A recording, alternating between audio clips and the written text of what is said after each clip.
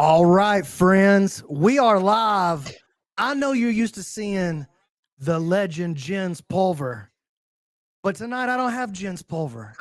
I just got me and my boy Jason Anik. I'm Brandon McCatherine. I'm coming to you live from Decatur, Alabama. Jason, what's going on, man? Oh, we're live in South Florida here. We are not in Des Moines, Iowa, but Jens Pulver is. A lot of you in the chats, we see you, we feel the love. We know you miss Jens, but we're here for you, all fired up here. Feels like a pay-per-view. I don't know. I'm all fired up to be with you, B-Mac. We'll see what's hiding behind those glasses in a few minutes, I'm sure. Oh, no. The glasses stay on. The shades stay on, baby. So, dude, I've watched most of this card. I didn't see we were getting all situated. Didn't see much of Miesha Tate, but I guess the best of Tate was sort of the latter round. Sort of got worked first couple rounds. Looked a little gassed. Yeah, it looked like she definitely won the third round. No question about it. She had her back pretty much the whole time. So, she took that third. I think it was the right decision. I don't know. It's tough, man. When you pull it, you're pulling for Miesha Tate, dude. Former champion. She's a crowd favorite, so it's tough to see her lose, but it is what it is, you know? Yeah. So I'm fired up for tonight, man. We got 6 fights coming. Heat, man. Anytime Corey Sandhagen and Davison Figueiredo are 2 names on your card, I would pay money for that in the main event. I'm all fired up, man. I could go anywhere on this card. But as we begin, right, it's like a couple guys to begin this main card. Jeremy Stephens, Mason Jones, both guys been in the UFC, been out of it for several years, both of them coming back. I can't wait for this one, bro. Jeremy Stephens, hometown boy, too. Right. He's from Des Moines. Yes. So, what is he? He's 38 now. Yep. Taking on a guy who's quite a bit young. I think Mason's 30 years old. Mason's had a lot of success in Cage Warriors. Didn't have a really successful stint his last time with the UFC. Gonna bring him back in, though. See if he can get it done against the crowd favorite. Dude, anyone who knows Ludovic Klein or that name, it better ring a bell. For a lot of you heads, I'm sure it does, but that was the loss that sent Mason Jones out of UFC. That's a dog. He has a win over Ignacio Bahamondes, a ranked lightweight now who is talk of the world. So, dude, I'm excited for this one. Mason Jones, an enormous favorite, B-Mac. You wear this line. I see minus 625 DraftKings earlier today. Stephens coming back plus 455. The hometown boy not getting much shot in Vegas. You know what? That doesn't really surprise me, though. I mean, I think I saw earlier it's been 2018 since Stephens got a finish in a mixed martial arts fight. Yeah. That's tough, dude. I mean, especially against a kid like Mason. This is like a classic super veteran versus young up and comer. I think they got high hopes for Mason Jones that he actually can come in and like start making some noise in the division. Yeah, sounds like you think the lines makers have it right. Brad, Shea Crew, yes, we see the chat. We will get to you as much as we can, but appreciate y'all shouting us out. We can see it. We appreciate the chatter about Miesha Tate. We'll get to as much of you as we can, but feel free to drop some comments in, ask us some questions. We're all fired up here. You can be sure. But dude, Jeremy Stephens, man, last time out, January of this year, bare knuckle, corner stoppage beats Eddie Alvarez, just bananas. The guy's been PFL all over the place. He's got to be buzzing right now in the town he's born. They're the boys. Oh, here comes the fellas right here. Fitz on the screen, got Felder on the call, got Bisping on the call. Yep, looking good. Look, Felder's a good looking little fella, isn't he? Oh, hey, I mean, all these guys go, you're going to get me. I don't say nothing about these guys. I've seen a lot of these guys up in person, right? You talk about my wrinkles, right? I've seen that cauliflower ear, Paul Felder, right up in person. So they're asking for some predictions in the chat, right? And okay. I'll just say here, right? I'm not, UFC, Zach Candido always tell me you're not allowed to bet on the UFC. You're John's brother, right? And for those of you who don't know, for those of you that aren't, or thinking maybe John Anik grew his hair. John Anik's my identical twin brother, UFC broadcaster. But in terms of predictions, right? Hard for me not to absolutely love Mason Jones here. If I'd love to see Jeremy Stephens make some magic, but I think he's maybe in over his head a little bit if I'm forced to give a prediction. Well, let's do this. Let's me and you work down the card before it starts. We'll give our predictions, and then I'm monitoring the YouTube chat. You got the Twitch chat. I don't know who's got kicking Facebook. Maybe Sean's got it under control over there. Bookface. I'm not on Bookface. Oh, Facebook. So let's do this. Let's work down the card. I'll give mine, you give yours, and then we'll ask the chat what they think. So, chat, when you reply, just give us the name. Just give us the name. That way we can kind of look in there and gauge and feel where everybody's at. I don't want to see a bunch of Jones Yeah. because of this and this. I just want to see the name.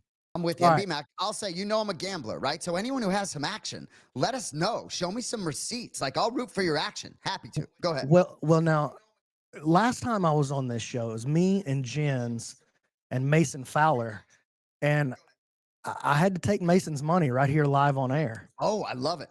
I love it. I had to do it. He had to Venmo me right right on the broadcast, dude. I don't want to really do that to you tonight, but I will if that's what's Yeah, necessary. that's fine. That's fine. I mean, hey, I'm not contractually, I guess, allowed to gamble, so I'll take your money perhaps, but I have a feeling we may be on the same side. And shout out in that Twitch chat, I believe it's Brad Shaw crew. All right, so Appreciate you. let's go Stevens versus Mason Jones. For me, it's Mason Jones. Go ahead. Yeah, Yep, you Jones. got Mason. Chat, let us know you got Mason or you got Jeremy Stevens. All right. Cameron Smotherman versus Surrey City, which you had to teach me how to pronounce this name before we went live. I was like, dude, I don't know. Surrey City, man. Forced to choose Surrey City.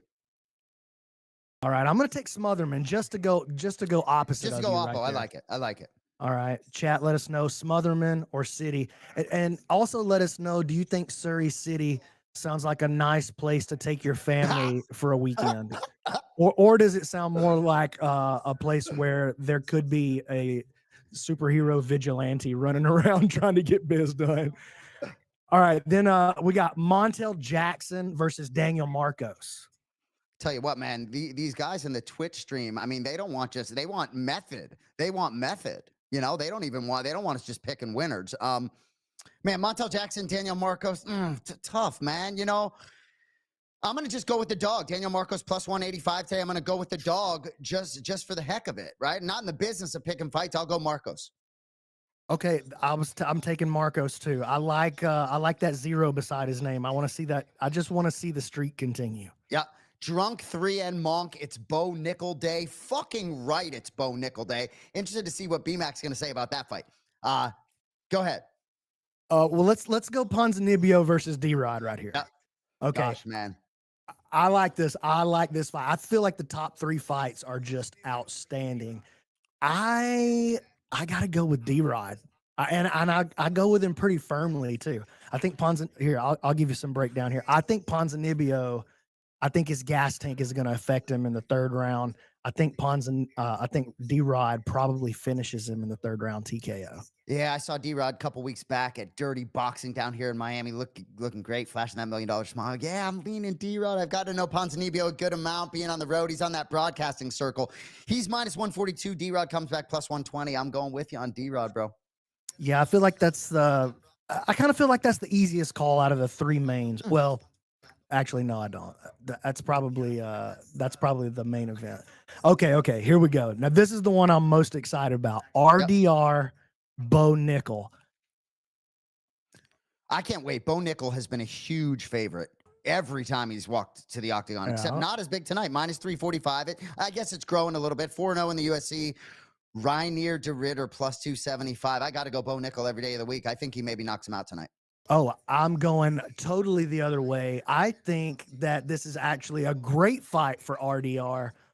I think, man, especially after what I saw out of Nickel last time out, dude, I feel RDR probably he might be the best grappler in this division. Bold step out. High praise. Bold step out. This is a dude who out-grappled Andre Galval in a pure grappling match. You know what I'm saying? RDR, he's bigger. He's a more well-rounded grappler. Obviously, Bo Nickel, a phenomenal wrestler. But here's the thing with Bo. He doesn't really get out of that Penn State circle. And I know they're amazing wrestlers, but is that really the camp? You know what I'm saying? No doubt. And when we talked earlier in the week, I knew you were on RDR, and you can be sure you got me thinking hard about that. In the Twitch stream, General Broadcast says, dare you to bet against Bo, B-Mac. I mean, I'll do it. I'll take some action against Bo. I'll take RDR. I feel very confident about this pick, by the way. Like I don't feel like I'm out on a limb here. Well, like, and just as a casual fan, as I sit and watch that fight, no matter how much I like Bo Nickel, if you don't think I'm rooting for an upset in that spot just for the theater of it, because a lot of these guys, they're trying to build up the right way, whether Patty Pimblett, Ian Gary, Bo Nickel, they don't want Bo Nickel losing tonight. I mean, I feel like everybody's pulling for Bo Nickel. He's a all American. He's a handsome boy. He coming out of Penn State. He's got that wrestling background, and he's on fire. And look, let's be real, man. The UFC wants Bo Nickel to win. Exactly. They feel like they got a guy right there. They feel like they got a good baby face, a guy they can push. They got their Hulk Hogan right here. I think RDR spoiling it. All right, before we get into it, who do you like in the main event? Oh, this is the easiest call on the entire card for me. It's Sandhagen, and it's Sandhagen big. Sandhagen big. Definitely a finish. I think Figueiredo I think his cardio is gonna be a problem. He's up a division. I think he's got one path to victory, and it's through his power. But I think his power fades after maybe the third round. Corey just so well rounded, much better striker, way more volume, way stronger grappler. I think there's a there's a power knockout opportunity for Figueiredo, but I think he's just gonna get out techniqued on the feet. And if Corey does something dumb like leave his head low on a single or shoot in for a double, Davison does have that killer guillotine game, but I just don't see it. I don't see a way that Sandhagen loses this fight. Yeah, I hear you. The fifth fight for Figueiredo at bantamweight, and while he's had his moments, clearly I just think this is not the best matchup for him in this division. And I'm just hoping Sandhagen gets an opportunity to compete for the undisputed championship because, man, love the guy. Love a lot of his new content out there. Dude, he's putting it out there. He's a good man, a great fighter. And I will say, BMAC, I know you're a fucking star. Excuse my language. But, but Corey Sandhagen, right? What a great human being. And he's one of the most interesting human beings I've ever spoken to, fighter or not. But it's interesting how he needs to sort of come out of the shell a little bit to sort of build up that brand and that star power. It really is a necessary part of the game in 2025. So I'm happy that people are starting to see the real cat underneath because I love that kid and I love him to be a champion one day. Yeah, I feel all that.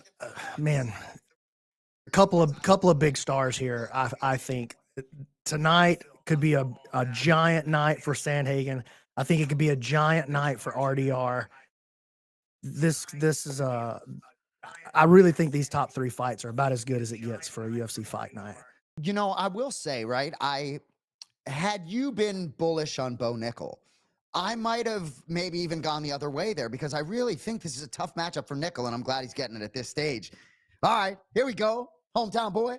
Or Mason Jones making the walk first. All right, let me scroll through the YouTube chat here. Yeah, see what going on. See what's going on with these boys here. And I'll just say they're looking. Jens is ringside. Jens is at the fights. That's a home game for Jens. So JYMD, forgive me, whatever your name is. Let me know what the name is. We appreciate you being with us. We're holding it down for Jens as best we can. Yeah, you know what? And I'm gonna do my best to try to fill a legend's shoes. I know I'm not as cool as Jens, but you know, it just is what it is. Sorry about that, fellas. I mean, few have I met that are as cool as Jens. I hear that. You know what I mean? And sure. Dude's 50. He's turned 50 last year, if I'm not mistaken, right? We're creeping on that, right? Dude, I'm creeping ever closer, ever closer. Really interesting. You know, I wonder how many American dollars Jeremy Stephens was paid for that last bare knuckle appearance against Eddie Alvarez, right? Certainly did pretty well outside the big show. Man, every time I see Jeremy Stephens, all I can just hear is Connor. I know that's so unfair because he's had such a great career, but it's tough, man. I hear you. Oh man, they're griping at me for not having enough energy, dude. Really? They're griping at me in the chat. They say my energy's too low, dude. I don't know what else. Well, someone's asking a question about my brother John. Your energy's not low. So Dabsy, forgive me with the names, right? A lot of these handles. Go first. Last name. Out of curiosity, is John bald by choice? 100%. were to use his word, monozygotic, identical twins. He could have the same head as me. He's got a fucking straighter hairline. I'll watch the F bombs. BMAC doesn't like the F bombs, but we let it flow a little bit in these. But anyway, no, my brother's bald by choice. He shaves it, every few days. He's been like in high school. We played basketball, right? Shaved his head and had sideburns. Even back then, we're like 15. Dude, Mason Jones, look at that dude. Put that dude as 1 of 100 against a gorilla, huh? Yeah, dude. He's how do you think this? I mean, everybody's calling for the win for Mason Jones, but how do you see it playing out? You think he's going to take him down and kind of just ride him out? Because I know he's got a couple of submission wins, but I don't think he's really known as like a high level jujitsu guy. You know what I'm saying? I'm hoping for a brawl. I hope Jeremy Stevens protects himself to make this potentially fight of the night. I just think it's, to your point, just a dangerous up and comer, and I think that if he's not careful, I think he could be in trouble. And I will say, I've been on the Ludovic Klein bandwagon. I'm probably the first dude on the Ludovic Klein bandwagon. You're the very first one. No, maybe by myself, but to the point where when he was fighting Ignacio Bahamondes, and Bilal Muhammad's a good friend of mine, Bilal, teammates with Ignacio, Bilal was so sick of me talking about Ludovic Klein. He actually beat Nacho, and now obviously taking different paths. But I think for that to be his last loss in the UFC, and then to go back to Cage Warriors and wax 4 straight wins, I think this dude is going to be primed tonight. Man, I'm eager to see how this fight actually plays out. I really hope Stevens wins. I know everybody's picking Mason, but I'm actually hoping that Steve, just because he's doing it in his hometown, dude. I think the crowd's gonna go crazy. I think they're gonna boo Mason Jones no matter what happens. I hear you, right? Especially when you saw the love for Misha Tate and Santos getting no love. Chat's on fire. Appreciate y'all. It's sometimes when Jen sits here, I'm like, is Jen's even watching the fights, or is he just so into the chat? Because frankly, that chat is fire right now. Appreciate you guys. Yeah, the YouTube chat popping off. They're like, who is this dork in the sunglasses? And it's a fair question. I really don't have like a giant resume that I can give you. Everything's fair about it except dork, right? Because I've been around this cat. This is a cool cat. It's not just the sunglasses inside. This is a cool cat. Trust me. I gotta wear the shades inside, dude. The shades stay on. All right, what do we got? Here he comes. Okay. Oh yeah, you're running a poll. So I'm hearing, we got a poll. 76% in the chat like Jones, which makes sense given the betting line. Yeah, we need a YouTube poll going too. Hey, right? General Broadcast says he better be wearing a big flashy pimp suit. Ha, fur hat. Didn't happen. I love it.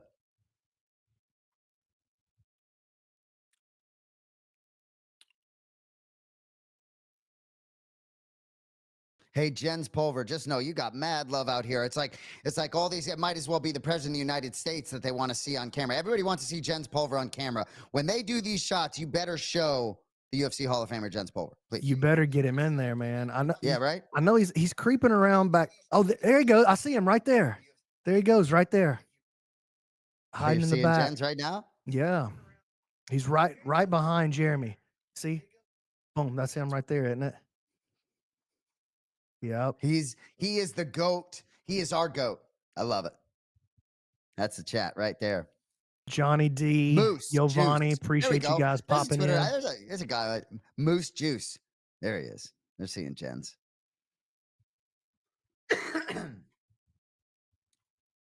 All right, we'll do our best. Jens is going to be back probably next week. We're going to be talking about UFC 315. You can be sure. As I rep Bilal, remember the name Muhammad. See what happens. We'll get to that. All right, 38 years old for Stevens, 30 for Mason Jones, 3-inch reach advantage for Mason Jones. And this is an interesting stat. I love all the new stats. 8 years edge for the younger fighter. That means he wins 66% of the time. Yeah. So the chat was wondering who wins the fight, Jens or my brother John in a wig. John in a wig plus me, Jen's one arm behind his back probably waxes us. Okay? It's a former fighter, folks. Yeah. Yeah, dude, I got no chance. I'm not even gonna. Well, I mean, you can do some things on the ground. If I could ever get it there, that would be a prayer. Pickled peppers, appreciate you.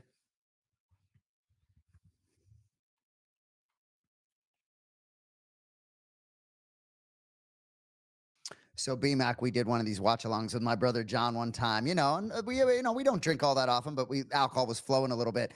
Almost, dude can't resist doing the play-by-play, right? But then Oh, I know, dude. and he's doing it with Kenny Florian, right? John and Kenny do a podcast together, so couldn't help. I'm sitting there, I'm like, all right, boys, you guys are calling the fights, but it was fun doing it with my brother. He's making fun of Joe Martinez. He couldn't help himself. Now, and all in good fun, but give him a hot mic at home, some Dude, whiskey. Jen's always gets fired up. So like, especially when we do these like at T-Mobile or whatever, and you've done a couple of them with us as well. Like we'll pop in there and Jen's always gets fired up every time he sees that Monaco on the pillar. He's like, 2 shots in every can. I tell you what, and last time we were out there, right? It was a new advertisement for Dave's Hot Chicken. All he Jen's was wanted to talk fired about all up. night was Dave's Hot Chicken. I've been since they opened one down here. It is worth the price of admission, you can be sure. Here we go. All right. Jeremy Stevens, Mason Jones. Jeremy Stevens' last appearance in the UFC, July of 2021. 6 most fights in UFC history. Jones opens with a couple of left high kicks. Man, you gotta be so careful if you're Mason Jones, though, dude. Hard leg kick by Jeremy Stevens. And now he goes up top, left leg. Another hard leg kick. Stevens coming out, abusing Mason's legs early. Man, Jones is the bigger man, I tell you. Head to toe for me. Jeremy's going to stay in the pocket and just wait for his time, man. If he lands that right hand, it's going to be lights out. Mason trying to step in with the jabs, nothing really going. Yeah, nice little combination as Mason as he kind of wades in there. Body kick by Stevens. Deep kick up the middle by John. Man, another hard leg kick by Jeremy, dude. Another one. Jones lands an uppercut. Oh, hard leg kick right there by Mason, though. Stumbled Jeremy for just a second. Well, those leg kicks coming hard from Mason Jones. And I'm not sure Mason's fearing much that's coming back from Stevens, if I'm being honest, B-Mac. Whoa! Spinning heel kick by Mason. That was wild. Dude, Jones is technically picking him apart a little bit. Those leg kicks are strong, high and low. Power. Yeah, I mean, I don't know. Jones. Oh, Jeremy staying in the pocket there lands a nice combination left hook. I feel like Jeremy's landed. Oh, that's a hard head kick there by Mason. Jeremy's landed a lot of good leg kicks though with his right leg. He's kind of pounding the outside. Oh man, Mason lands another good leg kick. But I'm with you, Anik. He's kind of Mason kind of picking him apart a little bit right now. Dude, that lead leg of Stevens, he doesn't even. Oh, that's in trouble already. We'll get a shot soon. I'm sure that thing's. Yeah, it's already red.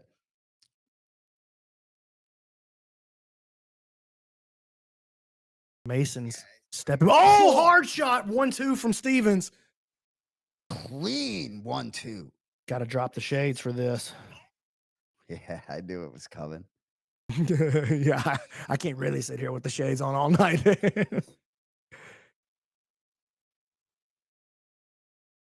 Mason's got him backed up against the cage. Steven circles out, and he did a good job there lifting his leg to check that last kick incoming from Mason. Nose Jeremy is steps leaking in. from that strong straight right. I'll tell you what, Stevens is game. Nice jab, Jeremy. And there's not a lot of angle from either of these guys. It's pretty much just step in, get into the pocket, and unload. Yeah. A lot of good teeps up the middle, front kicks up the middle to the gut from Mason. It's probably the 4th one he's landed so far, maybe 5. The chat said, "Oh my God, Brandon, put the shades back on." I tell you what, I know you're a grappler, but that's about as good of 3.5 minutes as I can. For my entertainment value, give me all of it. Listen, I'm a grappler. It happens to be what I'm the best at, but I didn't start as a grappler. You know what I'm saying? No, dude. Uh, Oh, nice left hand by Mason. I started first martial art that I ever tried was boxing actually. all Not right. that I was good at it, but I thought I wanted to be a fighter till I started fighting. You know what I'm saying? I tell you what, though, you see the experience with Stevens, right? He is doing his best to protect himself. I said I could speak too soon. Oh, what a fuck! Ooh. Yeah, Stevens landing a couple of shots in the phone booth there. Little dirty boxing.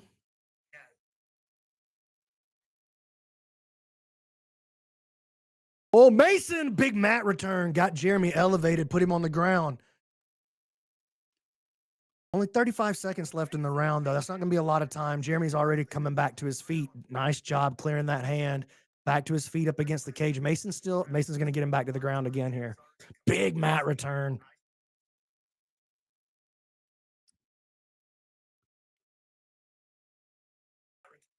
Yeah, I don't think he's got time to get this finished. Oh, I say that though. 10 seconds. He's around the neck. He could finish that. I mean, he could just go palm to palm right there. He should just go palm to palm. Jeremy fighting that. Yeah. Yeah, that was just a technical mistake, I think, by Mason. He was looped around the chin. He should have Pretty just dominant round for Mason Jones, I think, all in. But he looked to slow a little bit, so maybe there's a window there for Stevens. I mean, I don't think that was a bad round for Stevens. I think Mason definitely won the round. It's 10-9.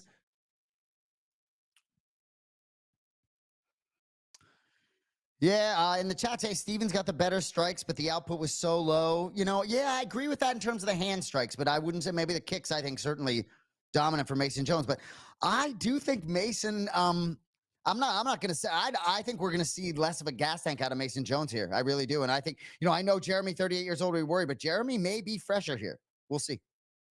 Yeah, I mean, Mason got an interesting posture over there on the sideline, standing with his hands above his head, leaning back against the cage. Yeah. You see B-Mac trying to show everyone his biceps, imitating Mason Jones. Come on, Dude come is on, girl. jacked. Absolutely jacked.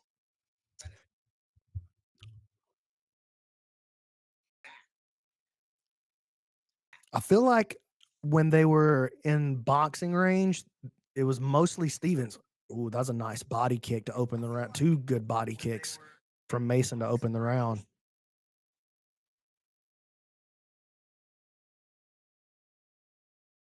Jeremy shuffled back, avoided that teep up the middle. He's throwing hard. Stevens swinging wide and hard.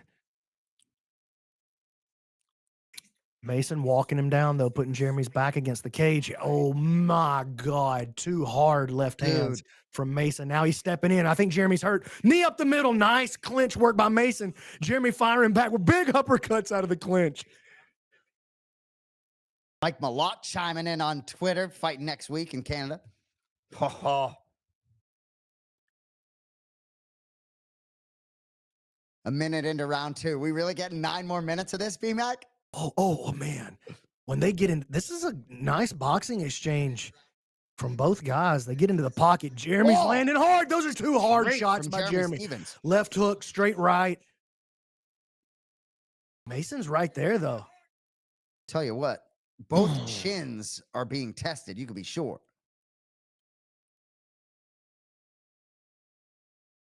Mason's landed a couple of nice left hooks already this round. No, round one, Mason was driving forward, controlling the octagon the whole time. It's changed a little bit. Has some heavy breathing, too.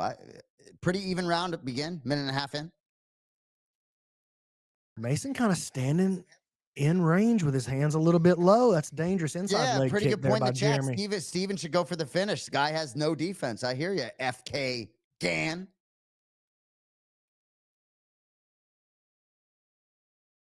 Oh, leaps in with the knee. Nice work, Mason Jones. Spinning elbow now. I feel like he thinks that he's got Jeremy's rhythm picked out, but I don't know if that's true. That was a nice jab by Jeremy. Jeremy with his back against the cage. Mason stepping in with a down strike elbow. Mason. Stevens leaking bad now. Yeah, right from the front of his forehead. Oh, spinning back this Mason. Jeremy just eats it. Mason steps in with another combination, leaps in with a knee again. Now they turn into a clinch against the cage. Dirty Dude, boxing, the uppercuts chin out. on Jeremy Stevens. Oh, jeez. This is a great fight. Oh, This is fun. tell you what, Mason Jones, clean variety of strikes. Loving what I'm Hard seeing. right hand by Jeremy now. You know, you talk about the betting line. I mean, this fight probably a little closer than that betting line would indicate. Stevens is game. That's a hard right hand by Stevens again. Looks like Jones is a little bit wobbly. Oh, he's down. He dropped to his knee just for a split second. I don't think he's got his legs under him. I think you're right.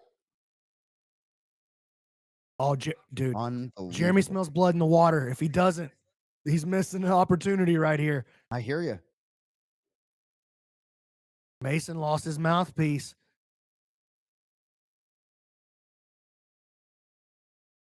Mason got a big mouse under his left eye. Jeremy just leaking out the front of his head. Unbelievable fight. Well done, matchmakers, opening this one up. Nice right hand by Mason. Steps in, throwing a combo, double jabs his way in.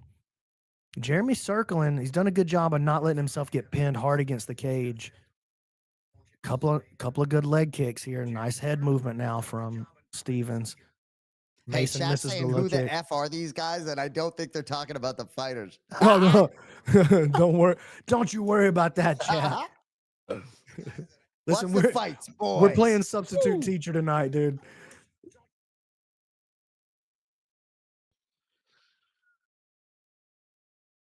Dude, the chins on both these boys, that spinning back elbow. Jesus. Yeah, but that gave up his back. Steven's going to try to put him on the ground. Look at this. Mason going for the standing Kimura Sakuraba style.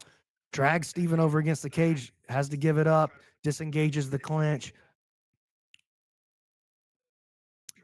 Man, Mason looks beat up, dude. Jeremy tries a spinning back fist. Mason ducks underneath it. Double leg, puts Stevens down. Check out the way he's got the legs wrapped up right there. That's nice work. Stevens not going to be able to stand while his legs are wrapped like that. Especially in a close round here, too. This could be the difference. Big mistake by Jeremy. Tried to stand up too quick. Ends up mounted. Got his hand tied up Khabib style on the bottom with 20 seconds to go. Both rounds have ended with Jeremy down on the bottom position. Yeah, and while round two was closer, I think on the scorecards, it may look just the same. But through 10 minutes, I think both guys perhaps on their way to 50 Gs.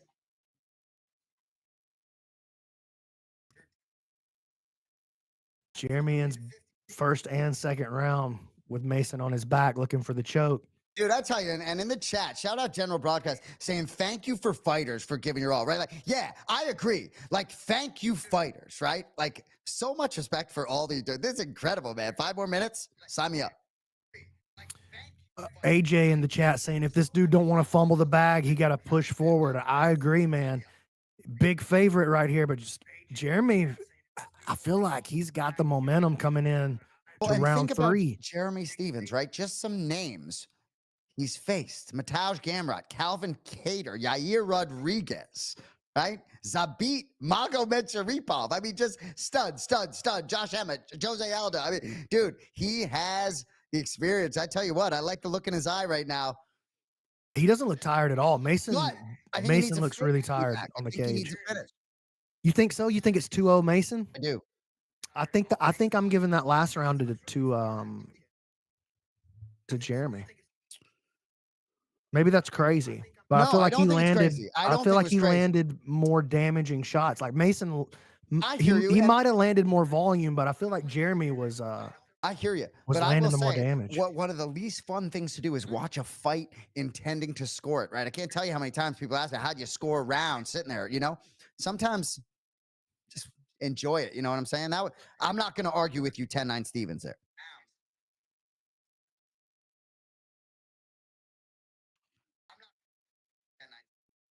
Mason Jones looks like more like Jack Della Maddalena after. Oh, this was a good choice by Mason here. He shoots early. Oh, big takedown, double leg. That was a great shot and a good takedown by Mason. He's got Jeremy down on his back up against the cage. Going to be hard to stand up from right here. Mason not known for his submission prowess, but he is a good grappler. He does a good job with control. Yeah. Not really worried about passing the guard here, just stepping in, trying to control. Jeremy's starting to pop up, though. He's got to be careful he doesn't expose his back. This is where he got mounted last time. Ooh, that's a nice knee to the Dude, I body. tell you, Jeremy Stevens would have beat a lot of fighters on the roster tonight. I'm not saying it's over, but dude, Mason Jones at 155, dude, looks like a problem to me. Uh-oh. Mount again. Controlling that bottom wrist. Like Jeremy trying to pop up. He's going to have to expose. If he keeps standing, he's going to expose his back. Here it comes. Uh-oh. This could be trouble for Jeremy. All right, Jeremy back to the feet. That's good. Separating the hands. Nice work by Mason coming around to the other side. He's really dominated the takedowns. And I'll tell Jeremy you just what, doesn't look like he can stop it. great fight IQ here by Mason Jones, right? It's a path to victory, you know? Not gonna mess Ooh, around on the feet and get nice. caught. Mason puts him down again. Big cartwheel over the top. All the way out to this north-south position. He can start looking for this Kimura here. Here he goes. Oh, this is bad news for Jeremy. Mason with this north-south Kimura attempt. He's got the figure four locked up. Jeremy keeping his hands locked, though. But it's just his grip holding on and saving him. Mason pinning the arm down with his right shin. That's going to help him to pop this grip free. But Mason just trying to like muscle it out of there, though. That's not going to play it. He's going to have to like change directions, a little misdirection to pop that grip free. You see what I'm saying, Jay? No, He I just do, and I'm just sitting tries here, to nothing rip. like having BMAC to walk me through this. Give me And all you, of it. you know what else, man? Like he doesn't have the connection. You got to stick your body on the back of the tricep. You don't want to just try to rip a sub out with just the strength of your arms and your limbs. Like you got to attach your body. You see that gap between the chest and the tricep right there? Yep. Put your chest on the back of the tricep, lean in on it, and then lift your entire Mm. posture. So you're lifting with your whole back, like your whole kinetic chain. Dude, well explained. Jeremy's going to survive this Kimura. He's got to change. There he goes. Uses it to take the back, but Steven's coming back to the feet. That was great survival, man. Real talk, that should have been the end of the fight right there. But Stevens did a good job surviving. Mason didn't do a great job, real talk, of like taking advantage of what he had. He's out grappling him to a great degree, but so those 2-3 minutes on the ground, is that equally tiring defending defense and offense? No. Jeremy definitely the guy spending the most of the energy in that exchange for sure. Gotcha. I mean, if nothing else, just getting blood pumped through the arms while you're holding your grip right there. Well, and reason I ask, because even sort of if he gets the, I mean, it's just nothing left. But smart as hell by Jones, man. You see a lot of fighters mess around and find out by not looking at the path to victory. And so while maybe we all wanted to see 5 more minutes of stand up, Mason Jones, that's a big win back in the big show. Mason's wrestling has looked outstanding tonight. His positioning when it is on the ground has looked great. Every time Stevens tries to pop back to the feet, look at that. Mason just another great shot, man. Good timing on his level change. People in the chat, like once it went to the ground, they're like, "Oh, Brandon's a BJJ guy." Yeah. EB said, "How does a Kimura work?" After this round ends, we'll talk about it a little bit. Justin Mason, yeah, I'm a jiu-jitsu head for sure, dude. I'm a 3rd degree black belt under Eddie Bravo in no gi. I'm black belt in the gi under Carlos Machado. So yeah, I'm obsessed. And nobody with breaks it down like my guy B-Mac. Nobody. Yeah, I run the color commentary on the UFC Fight Pass jiu-jitsu cards. Yeah, I hear Papa Hercules, if I pronounced it right. Hate the way this fight is ending. I hear you, dog. I really do. But I think those first 10 minutes perhaps get them 50 G's each. Yeah, maybe. Well, even the 3rd round, it wasn't a stand and slang and bang kind of round, but that was a great round, man. It was just a dominant one for one guy, and it was grappling heavy. Well put. I mean, you know me, dude. No, grappling heavy, that's what I'm here for. To me, that's what a fight looks like, is when we're crushing each other's skull on the floor. That's what I'm here for, dude. Yeah. A choke is a murder. You know what I'm saying? So I'm here for the murder. So for those that everybody want, we need to get a solo shot on Jens. If the director, producer of the UFC, we want a solo shot on Jens Pulver for the chat. But I'm going over under 9.5 on how many times we're going to see Jens Pulver on camera tonight, because that's what Twitch wants. They want more Jens. So I'm going over under 9.5 shots of Jens Pulver tonight from now till the end of the night. You going over or under, BMAC? I'm going under. I'm going Under nine under. and a half. I'm going over 9.5. I think he's in a spot. We're going to see him a lot of corner work. So, chat, keep your eyes peeled to the fights. You could see Jens Pulver, and you could be sure, unless I'm mistaken, Sean, UFC 315 next weekend, Jens will be back in the big chair for Yo, all y'all. Jen's in Correct. the chat. Jen's actually in the No chat way. saying, No I'm in a way. good spot. He's in the YouTube chat. Y'all, let's go. Hearts in the Let's chat go, for Jens Jens. Pulver, for the legend popping in. He loves you guys. So who was it that was asking a question about how does the Kimura work? Like, here's the thing with the Kimura. It's one of the most versatile positions that you can have in jiu-jitsu. Most people just think about the Kimura as a submission, as a finish, but the Kimura is so versatile. You can use it to take the back. It could turn into an arm lock. Obviously, the Kimura itself is a finish, and it's gonna rip your shoulder to shreds. Hmm. Yo, Jen's in the chat saying, appreciate you guys doing the stream. Jen's, thanks for letting us step in. Are you kidding me, dude? Appreciate you. This is so cool. I wish I could say, I know you're breaking down jujitsu. We'll let you get back to it, but I wish I No, could I'm say good. Jans the way you say Jens. I wish I could say Jans. You know, I just don't. I mean, God, every time you say his first name, go ahead. Yeah, Mason gets the. Did anybody hear the read on what the score actually was? I'd be interested to hear who actually won round two. Chat will hook us up. We're looking for the scorecards, boys, because BMAC seemed to have round two for Stevens. We'll see if any of the judges were with him.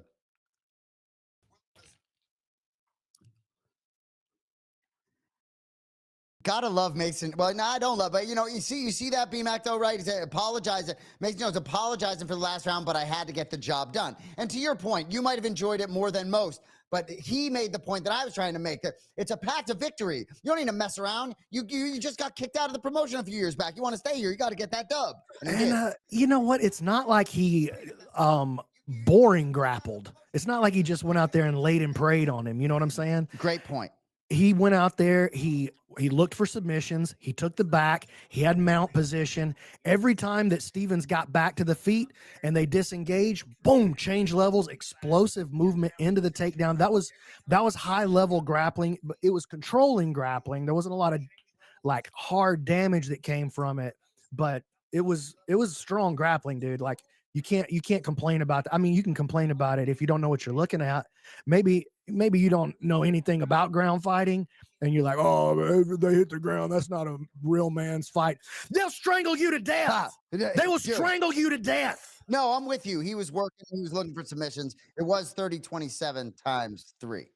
Hey, here's an interesting question in the chat. A little jiu-jitsu technical question from EB. He says, BMAC, which hand do you use first in going for a Kimura, assuming you're attacking the right arm? So if I'm attacking the right arm, it totally depends on the situation. It looks like you want to take the wrist and then wrap to go behind the elbow to put the figure four together. But the truth is, anybody that knows what's going on, they're going to feel that coming a mile away. You'll see when the Kimura is most successful at a high level, people wrap the elbow first, and then they come in and find the grip on the wrist. And it doesn't, like, generally controlling with your thumb, controlling at the wrist with your thumb that's not the path. You want to go no thumb and wrap like this. That gives you a hook on the back of the escaping wrist, and that allows you to really lock it in, and it allows you to be more mobile. The key to any kind of submission position is attaching your body weight, making a connection to the submission, and then being able to be mobile around that connection. And that's what Mason did not do, actually. He did not make his connection, and that's why he had trouble finishing it. Bro, that was beautiful. Dude, I get excited, dog. I get excited, give me dog. We start all of grappling, I that get fired up. breakdown. That's why I'm so fired up about this RDR Bo Nickel match, because I know they're going to grapple, and I know it's a super clash of grappling styles, too. So Cameron Smotherman, Surrey City, coming up now. Limited experience in the UFC. Now here's a 1-0 for great Smotherman. question in the Go ahead. chat. and you guys may be better at answering this than me. This is Joker Diaz. He says, when is it okay to bounce their face off of a prison toilet asking for a friend? And that's a good question. I agree. I don't have a lot of prison toilet experience personally. I got a lot of toilet experience, but prison toilets I don't know that much about. Well, and that one to me is a much more realistic question than 100 men versus one gorilla, right? Like we could really, we could You know really. what? I do want to hear how you and Sean weigh in actually on the 100 men versus one gorilla thing. I have a very strong opinion on this, so Well, I'm I anxious to hear know what you think. the chat over here on Twitch would like to hear your strong opinion. So fire away.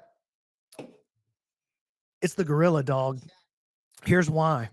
It doesn't matter if there's 100 guys. 100 guys can't get to the gorilla at one time. Nobody's thinking about this. They're like, oh, 100 guys. How many people can get to the gorilla at the same time? 6, 8, and then bam, bam, bam, gorilla, gorilla, gorilla. 6 dudes are out. Gorilla, gorilla, gorilla. 6 more dudes are out. Like 100 guys can't get to him at once. Maybe if all 100 could jump him at the same time. I feel like nobody's talking about that part.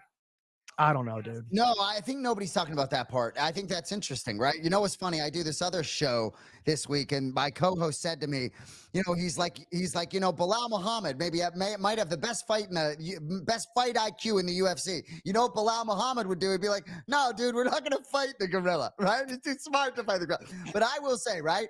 Gosh, man, you just think about, I guess you can't concuss them, right? I guess nothing you do, right? So it's got to be dirty. It's got to be street fight. It's got to be, you got to get someone who's going to be able to grab around the neck. But I'll tell you right now, man, some of these breakdowns, I start with Yuri Prohaska. That's where I begin, and we just see where it goes from there. I think, you know what? I like Yuri Prohaska's chances versus a gorilla one-on-one better than I like 100 regular dudes versus a gorilla. I think Yuri's crazy enough to think that he could actually beat the gorilla. I love it. Hilarious, bro. Gorillas have a nasty hammer fist, according to general broadcast. I hear you. AJ in the chat says the gorilla is limited in cardio. 1 minute in, they're going to gas and you can start breaking gorillas down with a few calf kicks. That might be the craziest take I've heard so far is calf kicks versus gorilla. That might be the craziest take I've heard so far. You're going to get into range with a gorilla and calf kick him out of the game.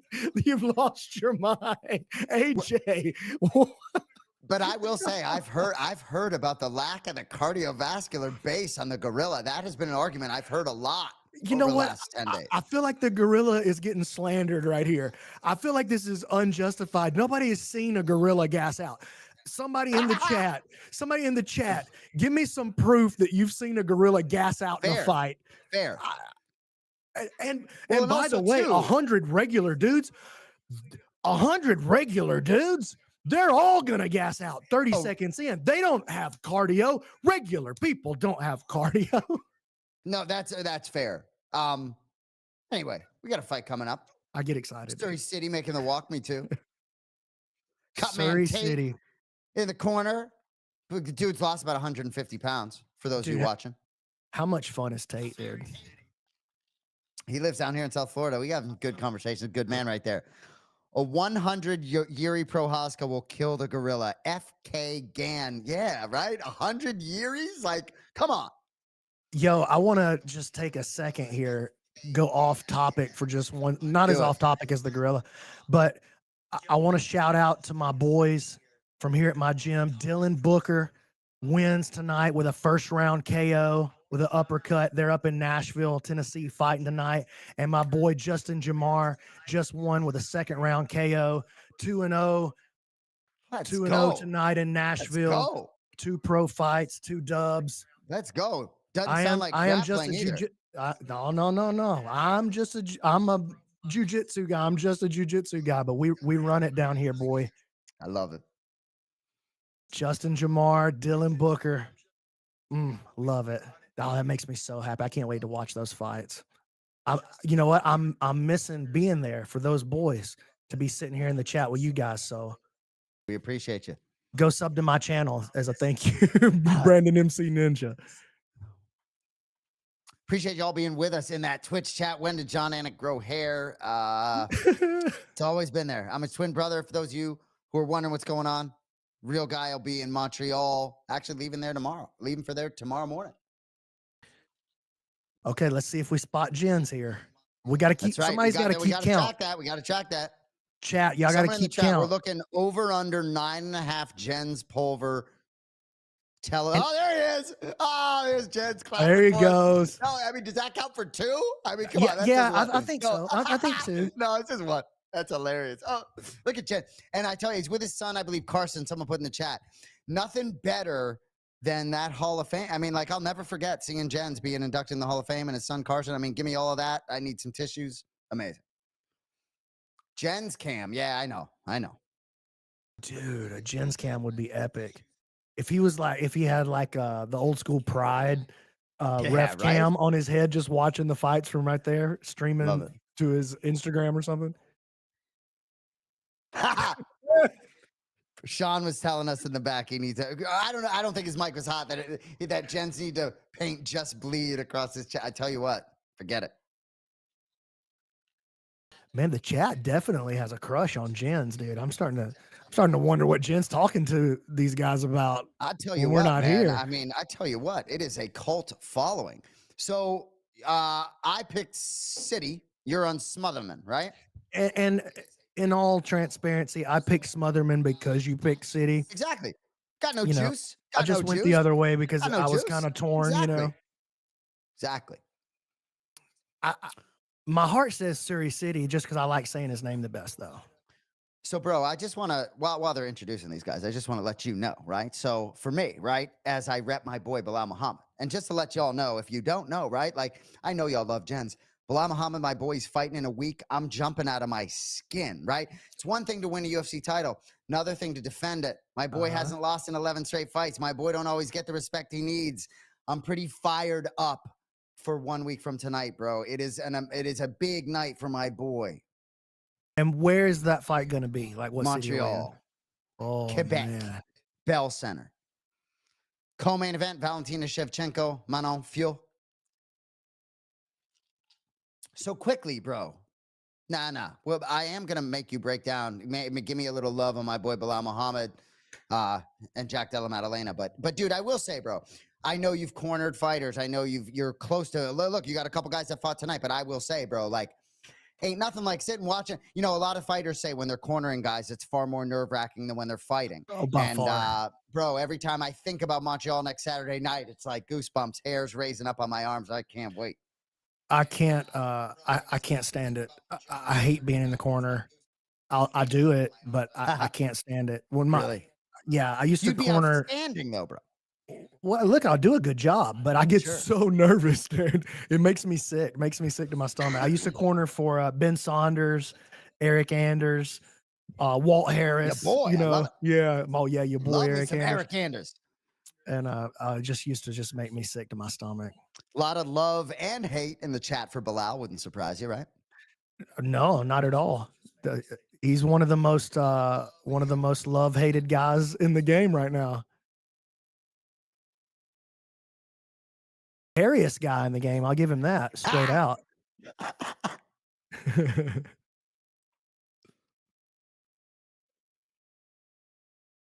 Oh man, I'm getting some Eric Anders slander in the chat. You got to at least spell his name right if you're gonna slander my boy. Yeah, see, it's cool. In the Twitch chat, they're talking about Bilal's watch-along family, right? He's been a part of these watch-alongs. He also is part of some of the watch-alongs in the arenas and right here from home. This fight letting us breathe a little bit compared to the last one. Yeah, definitely.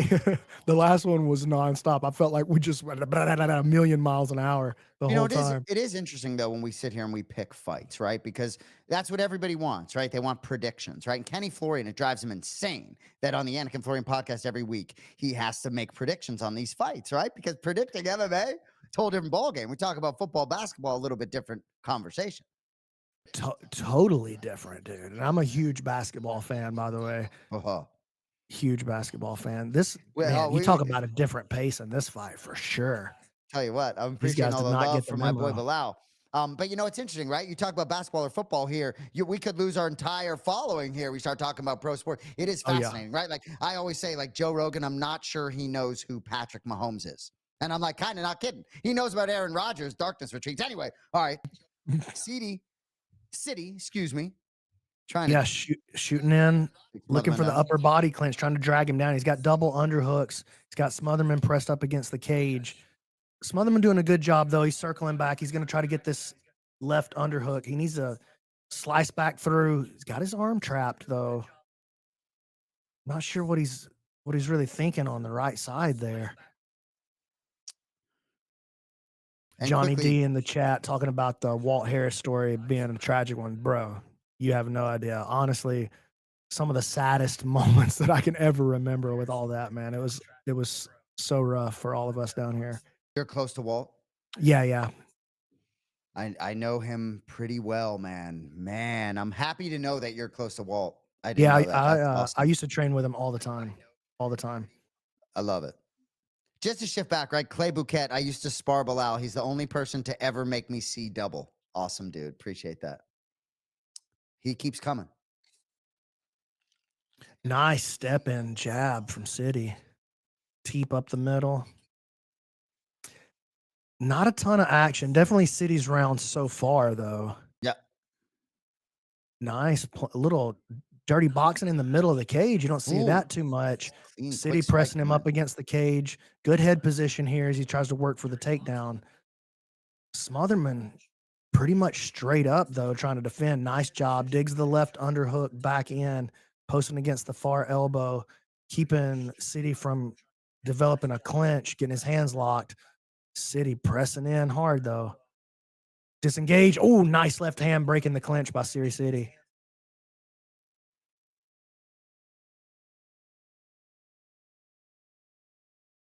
Boy, City throws the leg kick, gets countered with the straight right by Smotherman. Oh, and a nice body shot off the good angle cut by Smotherman. Left hook to the body. He's doing a good. Smotherman's doing a good job. That anytime City throws, Smotherman's ready for a counter. Yeah, and City, a lot of variety of strikes, but Smotherman staying home, ready. That's a nice, quick jab by Smotherman stepping in. Oh, they clashed heads there on the exchange. Mm-hmm. Hard leg kick, Siri City.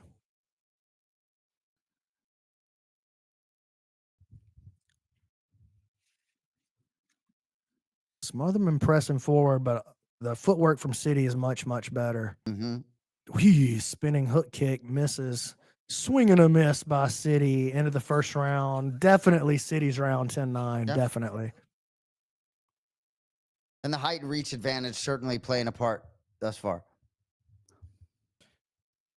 One thing about this weight class, dude, you never have to worry about these guys getting tired. Never. Diego Lopez in the corner, popping his little head up and over the cage. Tell you what, man. That's the homie. I love that guy. Give I me was all calling that, dude. Before he broke into the UFC. I was calling a couple of his matches down at Combat Jiu-Jitsu down in Mexico. Especially back during the pandemic. That was the only thing going, dude. We were flying down with Eddie and all those guys. Felt like we were going to Mexico every 2 months. Bro, for you, watching his rise in the UFC must just be gold. It's been so cool. And every time I see him, I always get the big hug, dude, because he remembers, you know, like, no doubt. Man, this guy was there. This guy was there pulling for me. Tell you what, man, on the come you can up. be sure he'll be strapped up at some point in his UFC career, in my mind. Man, I love that I believe kid. it. I love that kid. He fought a good fight, man. Yeah, good fight. You know, it's almost better that he didn't win. Like Rocky 1 was better.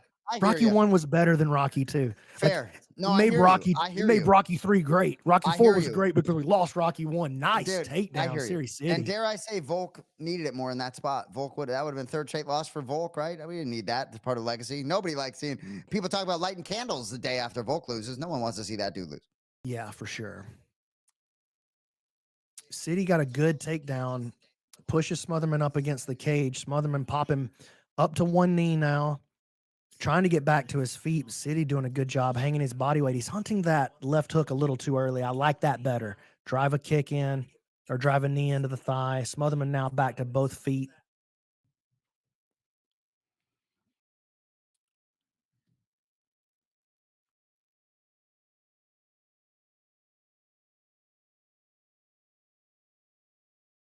Breaks the clinch. Nice job, Smotherman getting back to his feet.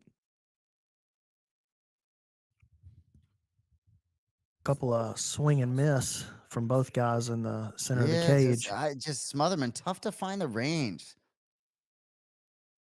City technically sound, and I just think that reach, that little front jab, keeping the distance nicely for him. Yeah, and the footwork from Series City just a lot cleaner. Yeah.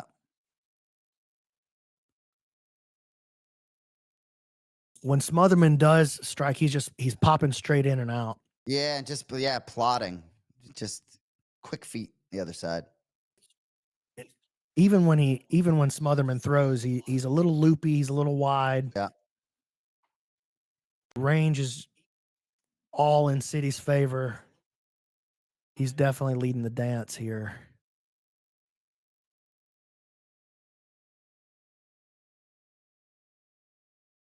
Yeah, Giovanni in the chat saying City just chipping away at him. Exactly what's going on here. Yeah. 1-2 didn't really land. Smotherman tries to counter, just not finding his spots though. People are loving Rocky 1, right? Rocky 1 was story of a man, not a boxing movie. Let's go. That's I what I'm love it, saying, right? dude. And yes, Jens ain't here because he's ringside, folks. He's ringside. We're holding it down for you. Deal with us. We're here for you. We appreciate you. Hey, listen, we're not here on accident. Jen's called the boys in. You know what I'm saying? So Exactly. it's not like they just picked some randos. Jen's made the Ah! call. He made the call to the bullpen. We're Exactly. here. Exactly. We're pitching relief tonight. That's okay. Tell you. Ooh, quick left uppercut. Smotherman ate it. Yeah, I mean, not a lot of feedback to give for this fight, to be honest with you guys. City, Yeah. he's winning the footwork. He's landing a couple of more strikes, but there's not a lot of action to give you right here, man, to be honest. Yeah, for those of you in the chat that aren't necessarily eyeballs on this fight, Suri City sort of winning a not super exciting fight, controlling the distance, and Smotherman, I hate to say it, plotting forward and doesn't have that much juice in the tank, if I'm being honest. Doesn't not throwing much. City rushing forward now, drive Smotherman against the cage. Here's a standing back take attempt here by City. Bails on it, starts throwing knees. Nothing landing though. He's trying to drag Smotherman down, but not really distributing his weight in a way that's going to make him get his hands on the floor. That's the idea when you get to those double unders. You got to hang heavy at the upper body and try to drag those hands down to the floor and make him touch. Oh, yeah, there we go. Now he's got him down to the ground. Smotherman popping right back up, though. You can see he's a great athlete. Yep. Good breakdown there, and good point in the chat. I relax. Forgive me if I'm pronouncing it wrong. City's movement reminds me of Cub Swanson. I see that too. I like that comparison. Smotherman doing a great job of not allowing any damage or control time, really, when he does hit the ground. He's popping right back to his feet every time. City's controlling him. He's winning the grappling, but there's not a lot of there's no damage coming Smotherman's way from it. Definitely no threat of a submission. Yeah, I mean, I see Mick Maynard sitting cage side looking at his cell phone. Just not a lot going on, right? Smotherman getting smothered.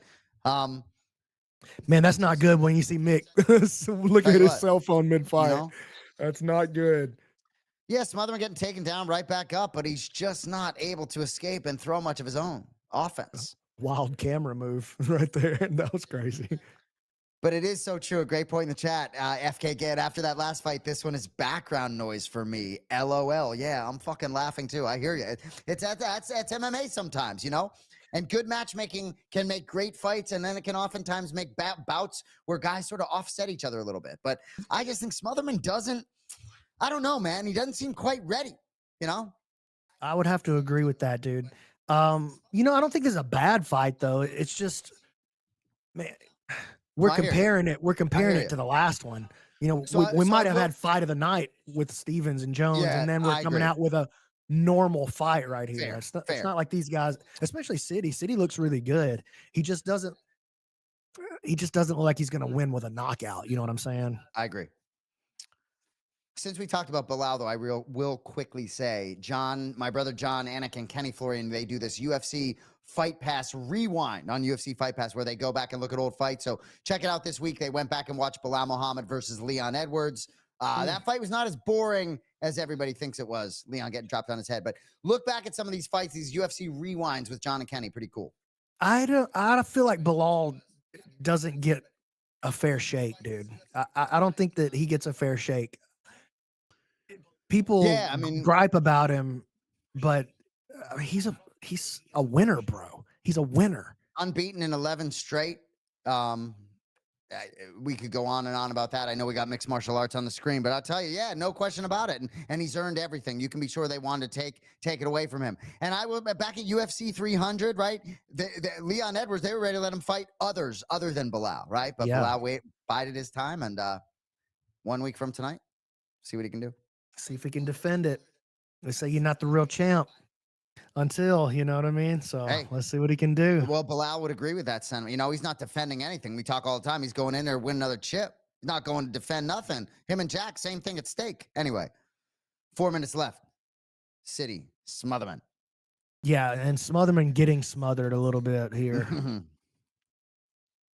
And I don't think, and you said it, I just don't think Smotherman's ready for this main card spot right here, to be honest with you. I don't feel like his striking is technically that clean. City's striking does look good. What I could stand to see from City is he's so technically superior. I'd like to see him step on the gas a little bit. Yeah, I agree with you. Whee! There you Big go. double leg out in the middle of the cage.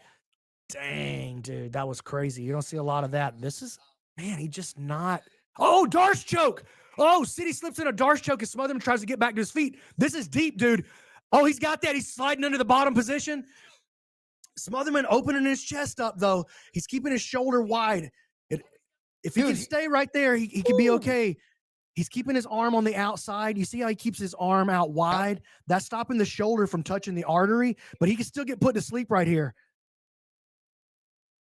Okay, dude, he's dude, survived. it's almost as if you were in City's corner. He literally, you said you'd like to see something, and he is getting after it. I like seeing a guy up 2 rounds of one getting aggressive.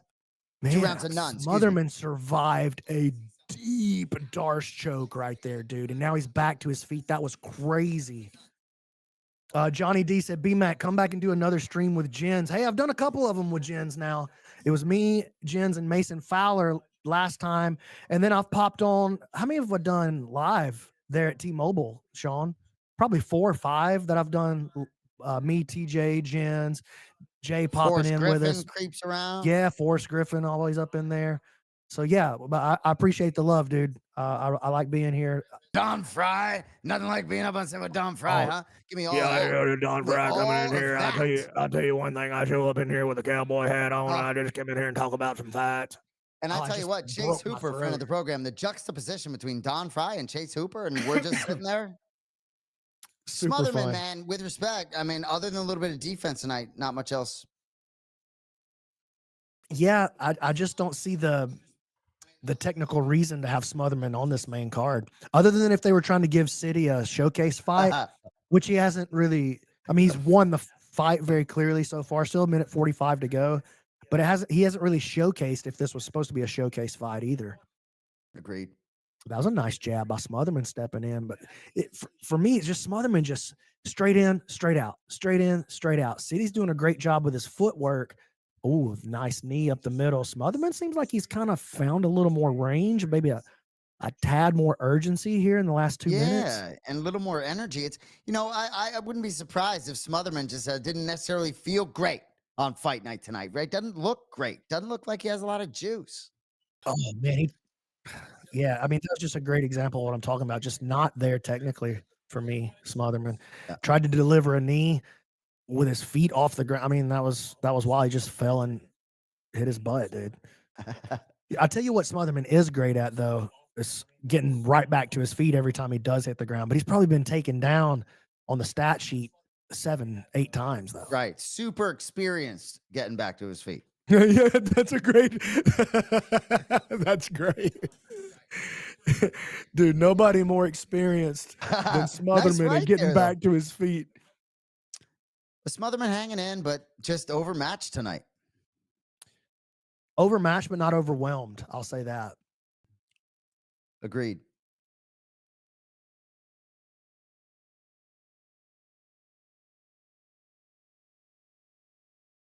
can't believe he survived that Darce choke. That was pretty deep.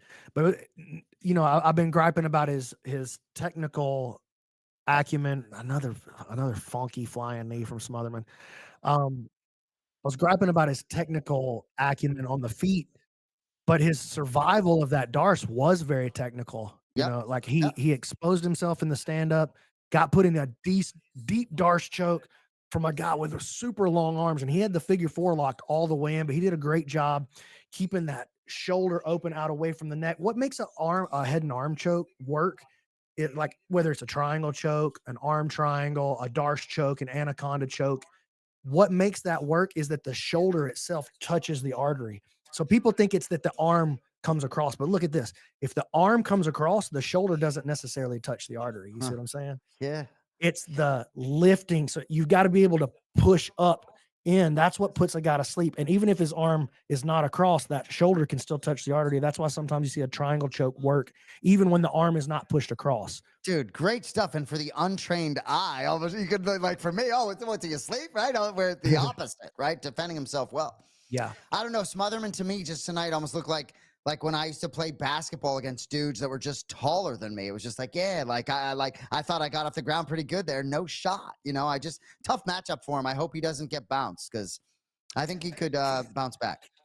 Yeah. I mean, look, he's only 1-0 in the UFC coming in. So it's not like he's got a bad track record coming into this fight, but that performance not going to do him any favors Yeah. with the matchmakers for Yeah. sure. Oh, Burns Morales. Let's go. I'm a big Gilbert Burns fan. I like Gilbert. He's a jiu-jitsu guy. He's a jiu-jitsu guy. We're getting a bunch of Don Fry clips dropped in the Twitch chat. Don Fry Takayama, one of the most classic clips of all time. Just standing there hammering each other in the face, dude. So crazy. Siri City. He should have, dude. Every time I say Siri City, my phone tries to go off. Siri tries to pop on. Dude, my brother on his podcast all day. It happened, same thing. Siri all day the other day was doing his podcast, phone blowing up. Hilarious. So Dude, you got the pronunciation right.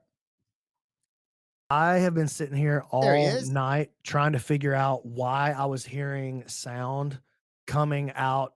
Like I was like, I know that my computer is only pushing through the speakers and my headphone. What is going on? I picked up my phone to see what was going on. I had the stream playing on my phone the whole time. I was like, oh my God, I'm an idiot. I love it. Just wanted to get another view. Here we go. Here we go. Yeah, I picked us up like an hour of watch time right there. Great job, B. Okay, Montel Jackson, Daniel Marcos. We're both we're both taking Marcos, I think. Both taking Marcos. Dog. Plus 185. So he's the underdog, and we're both taking the Yep. underdog. Montel Okay. Jackson minus 225. Dude, the thing with Jackson, man, big time reach, big time knockout power. I understand why he's probably the favorite, though. I get it, but I like that zero beside Marcos' name. You know I what I do mean? too. No I question always about it. like to see that zero, dude. 17 knows a pro. Doesn't know how to lose yet. He doesn't know how to do it yet. Dude, I hear you. Here we go.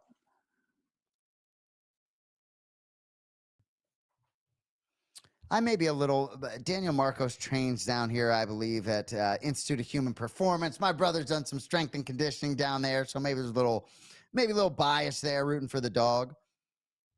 I get it.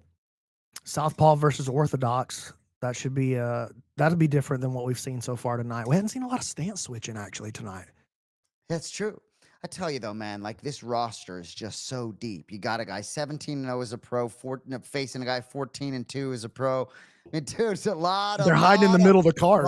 yeah, exactly. It just blows me away sometimes. And that's why even when I talk about Smotherman, right, it's like the ability to sort of stay on this roster. Like Mason Jones, right, lost to a dog and then goes and wins 4 straight. Now he's back and certainly I think gonna be a name that people know a lot more tomorrow than they did this morning. Dude, you know what's crazy about this fight here? 6.5-inch reach advantage. Dude. 6.5 inches. That's what I got here. We'll see if that's Yeah, what I shows up see on the the tail same of the thing. tape. 71% takedown defense, 2.89 strikes per minute. Oh, no, I'm sorry, 3.36 strikes landed per minute. Man, as I scroll down my little prep list right here, I might So be I'm I seeing might be from getting pulled over to the Montel Jackson side, dude. Hey, that's okay. You can take it. Got no juice. Hey, please drop your bets in the chats. What do we got here? The betting has been so one-sided tonight. I have to bet on the dog to win anything worthwhile. I hear you, Bry Pin. Hope I pronounced it right. Yeah, well, that's the thing. What are the gambling opportunities on this fight card? You know, I mean, you got a unanimous decision out of the gate, I think, from a dog, Juliana Miller. But yeah, been some chalk tonight. Some opportunity on Kwong Lee. That was a close fight. He ended up winning. He put his guy to sleep, right? Yeah, I saw the dude. highlight. I didn't. Dude. I didn't actually get to see the And fight he was itself. asleep for a while. Meaning before they stopped it. Big win for Jillian Robinson, but not a huge gambling opportunity. Yeah. Dude, how good is her grappling, bro?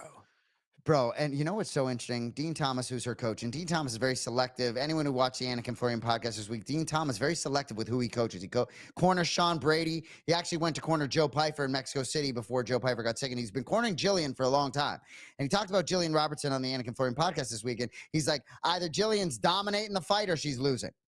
Like it's that simple, right? If either it's on the feet, right? If she takes it to where she needs to take it, that's it. Signed, sealed, delivered. She's top 10 now, and she called out Amanda Lemos. If she gets that fight, I mean, she could be a couple fights away from a title shot. So, and Well, she's not that old. Go I ahead. think she's easily, not even close, the best grappler in that division. I Not agree. even I close. agree. I agree. Nobody's at all on her level. So anybody that touches the ground with her is dead. And she gets it there relentlessly. And Marina Rodriguez maybe had one foot out the door. She dropped the gloves after fighting tonight, Yeah. but dude, I think it's impressive to see what Jillian's doing, dude. And a lot of these fighters, right? Like they get better, right? They are married to the game and they're getting better. I promise you, Bilal Muhammad's going to be a better version than he was against Leon Edwards, July of 2024. I promise. Yo, check this out for Marco. 7th highest significant strike accuracy in the history of the bantamweight division. That's pretty crazy. 17-0, one no contest. Last time up was a split decision win over Yanez. Then the Yep. last time before that was a split decision over Davy Grant. So last time up, unanimous decision over Simon Oliveira. Well, so 4-0 in the UFC. The David Grant was his first, was a couple back, but yeah, I mean John Castaneda, but dude, Adrian Yanez, who was really up and coming, right? I believe favored in that spot. So this is gonna be a good one tonight. Montel Jackson, 8-2 in the UFC, right? Hey, honey, I fought for the biggest promotion in the world 10 times and I won 8 of them, right? I mean, like, wouldn't it be great to be able to say that? Dude's a dog. Won 5 straight. You know what, dude? I'm going Jackson. I'm switching my pick. You're I'm allowed. switching my pick. You're allowed. So Jackson knocked out Damon Blackshear 18 seconds of the very first round. That was back July 13th, 2024.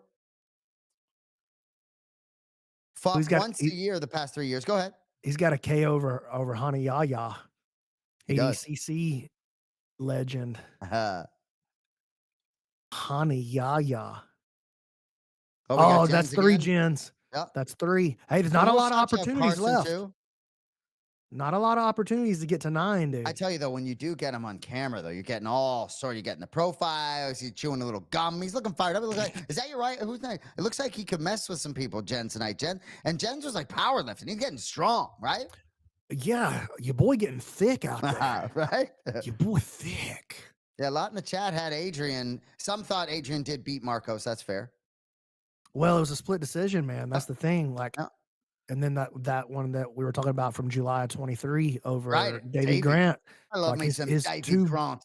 His 2 biggest wins, both split decisions, both kind of controversial. Yeah. I don't want to say that they were the wrong calls, but definitely controversy, especially in that Yanez fight. That one's so recent that I'm thinking about it. All right, so we got a wager here. Aggravator, Montel Jackson over 1.5 takedowns. What do you think of that, B-Mac? Give it to me again. Montel Jackson over 1.5 takedowns in the fight. That's a Under, wager under, aggravator. under. So you're fading that. So Yeah. he don't see it happening. Dude, six and a Well, I like half it. So inch general reach advantage. broadcast. He's going to stay on the outside and pack, pack, pack, pack bomb. Hey, so it says here, general broadcast says chat is 20 to 9 for Marcos, but big money is on Jackson. All right, we'll see. We'll see. Chat's 29, Marcos? And some people saying the O is undeserved. All right, let's get some heat on this one.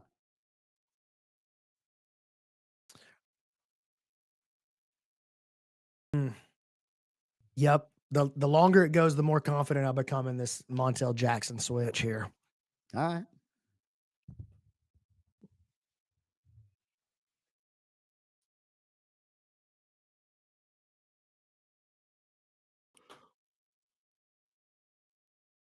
Joe Martinez loves nothing more than rolling his R's and Dude, no showing off kidding. that accent when he can do it.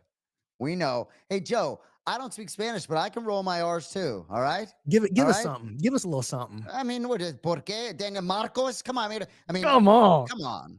Come on. Taking candy from a baby. Dude, you ought to hear my country tale trying to do all this. The craziest thing ever, I went and did commentary in Kazakhstan a couple of times last year for this promotion called AIGA. It's a jiu-jitsu promotion. And one of the teams is completely filled with Dagestanis. Another one of the teams is completely filled with Russians. And then another team is completely Brazilians. Here in my little Alabama redneck butt trying to Dude, pronounce all of these names, dude. I love it. Dude, but I know you. You're a pro, man. You Surrey City, you dude, you take it seriously. Oh, dude. Jackson comes out and lands a hard left kick to the head right away. It got blocked, but it still hurts, man. Yep, opposite stances. Jackson Woo. throwing the left leg repeatedly. He's and check this out. Jackson has had three kicks with his left leg, 3 different targets. He's hit the leg, he's hit the body, he's hit the head. Great point. Marco steps in, throws a little flurry. Jackson has the back straight out. You can already see the 6.5-inch range. Hey, big takedown. Oh my God. What a gorgeous foot sweep by Jackson. Woo. Dude. Slick, bro.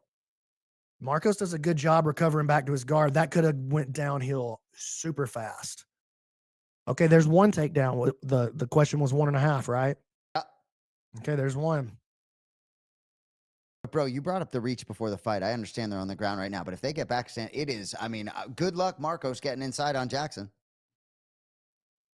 He did though. He got inside, and that's how he ended up on the ground. As soon as he got inside, he got foot swept. Yeah, great point.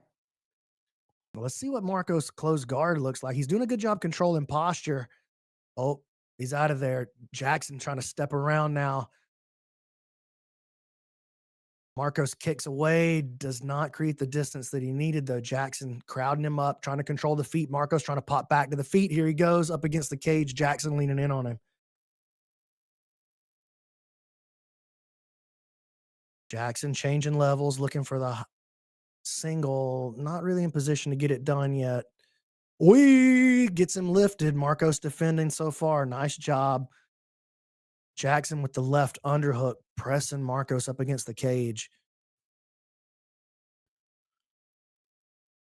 Marcos lifting that right leg, keeping his shin in against Jackson, effectively like a standing half butterfly guard. Oh, Jackson trying to pull away, and they're back in the middle of the cage at distance here. Oh my God, Marcos drops his head and throws the wildest overhand right you're ever going to see. Nice step in jab. Jackson steps in again with the jab. A lot of love for Montel Jackson in the chat, wishing he fought more often. When these guys appear once a year, they're really tough to get on your radar, right? Once a year, not especially a lot. with so much action happening. It's so easy to get lost, even with guys you do see on the regular. Clinching up against the cage again. Jackson working the underhook. Good connection with his shoulder. Now using his right hand to drive. A couple of little rabbit punches into the guts of Marcos. Surprised to see Jackson working so much in the clinch right here. I hear you. They tried that foot sweep again. Oh, they get distance. And again, Marcos. Oh, another foot sweep. Didn't get him all the way down that No, time. Man, Jackson's got that slick little foot sweep looking like dude, Justin he is Flores fast. out there, looking like J Flow. If you don't follow that dude on Instagram, giant mistake. If you have any like interest in grappling at all, check out J Flow on Instagram. Justin Flores just has some of the most beautiful stand-up grappling you're ever going to see. Marcos now pressing Jackson up against the cage. I like the way Jackson is controlling with his left hand. See the way he's controlling the wrist with his Yep. palm up right there? Mm-hmm. Dude, that could honestly, that could open him up for a Patty Pimblett style flying triangle right here. Mm. Oh, I see Marcos though changing levels in on the hips. He's got a big elevation. Down goes Jackson. Jackson controlling the wrist, using his butterfly guard to try to get back to his feet. But Marcos smashes those knees together, forces Jackson to turn. He does get back to his feet though. Marcos with the gut wrench, holding on to the back. This is a nice job here by Jackson. See how he fights to separate the hands. Now Yep. he reaches back around to try to catch that whizzer on the backside with his right arm. And now he's going to be able to turn and square from. Oh, no, no, no, no, no, Jackson. No. I like the way he controlled that wrist. Man, those long arms are a advantage. Huge Without advantage. question. Not just in the striking though, even in that little grappling exchange, the way he was able to keep the grip on the far side, that was Great interesting. I point, could have no never doubt. done that. Well, and you think about facing Yanez and now spin it for a whole different look physically. Yeah, it's like a completely different kind of human, dude. EB in the chat says, "Does jujitsu exist if headbutts are allowed? Jujitsu exists even more if headbutts are allowed. Who you think's going to land a better headbutt? The guy who doesn't know how to fight on the ground, or the guy who does know how to have great positioning on the ground? The better you are at jujitsu, the more you can do dirty stuff like eye gouge and bite and headbutt. That the jujitsu guy has the bigger advantage in those situations. I always hear people talking crazy stuff like, well, I just poke him in the eye. Bro, I'm going to poke you in the eye. I'm mounted. How are you going to poke me in the eye? I'm going to bite your nose off, dog. So we'll take you as actually one of the dudes against the gorilla now, BMAC. I like that No, no, no, energy no, no. there. No, listen. I like that energy. We'll get I you don't on want the it. back. Just I don't want try to get you around the head. it. I don't want it. I don't want it. Yeah, you don't want that smoke. I don't want it. Y'all can have that gorilla. All right, let's see if Marcos can get anything going here. They said I sound like a hockey commentator once the grappling starts. That's beautiful. I got to remember my microphone's on because I love it. I'm in awe. Sorry, I talk a lot.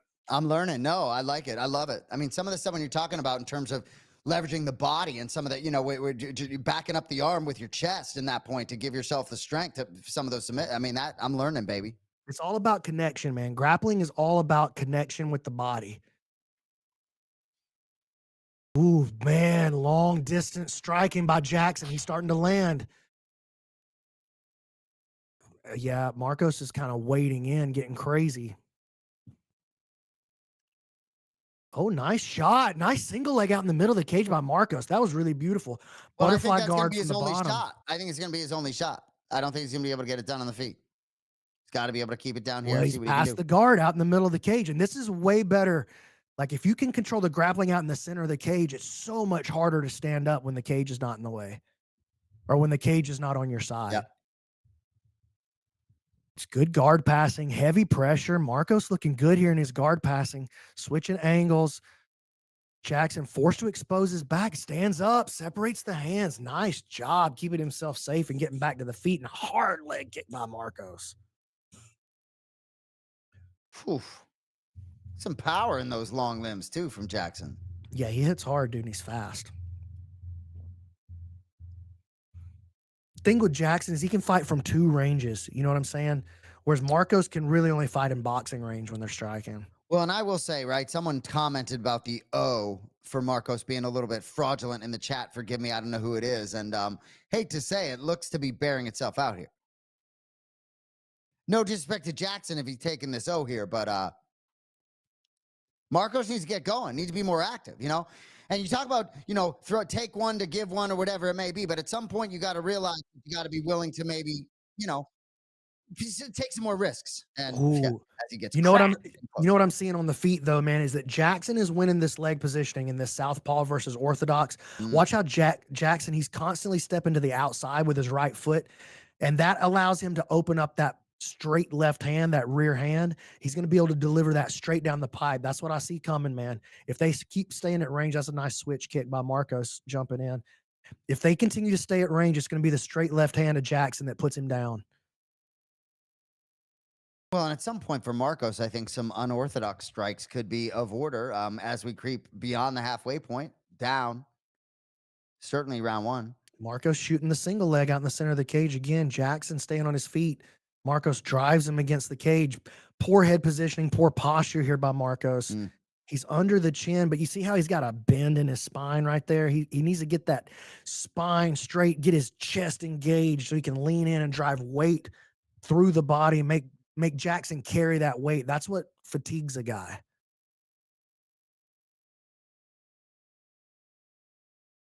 Got to be careful. This is where guys are hitting that ninja choke a lot nowadays. Mm. When that head drops versus the single leg. Who was it that just hit that ninja choke the other night? It was so crazy. Ooh, nice shot by Sorry. Jackson. Someone in the chat will help you out. It was nuts. It was a crazy finish. Oh, it was Jean Silva against Bryce Mitchell. Yeah, that's right.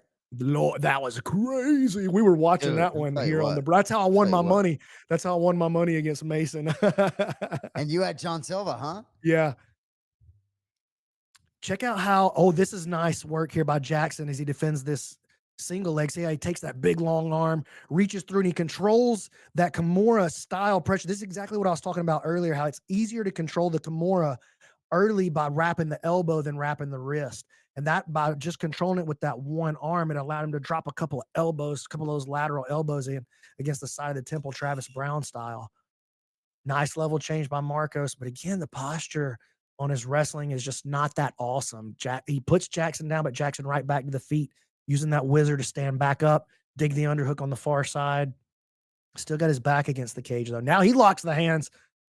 Oh, this is a nice reversal of position by Jackson. Now he controls the grappling up against the cage, moving around towards the back with the body lock. Dude, and the experience just is clearly playing itself out in my eyes, right? You got a guy that's fought in the promotion for 7 years, fought 10 fights in the UFC, won 8 of them, versus a guy that's 4-0 in the UFC and undefeated, but only been in the promotion for 2 years. I just think levels. There are moments where it's just levels, and I don't think Marcos is on the level of Montel Jackson. That's what it looks like right now. You're spot on. That's 2-0, I think, for Jackson. I mean, maybe somebody could make an argument for Marcos that round since he got a couple of takedowns. I don't know. I'm calling Jackson 2-0. Oh, no question for me. A couple people in the chat saying they feel like it's pretty even so far. Yeah, well, I mean, I'm glad I don't, have a judge's scorecard, but to me, it's not a very close fight. Hope we get some close ones coming up. Next 3, Santiago Ponzinibbio versus D-Rod. These top 3 fights are so Bo good Nickel, for me. and Corey Sandhagen, Davison Figueredo. Give me all of it.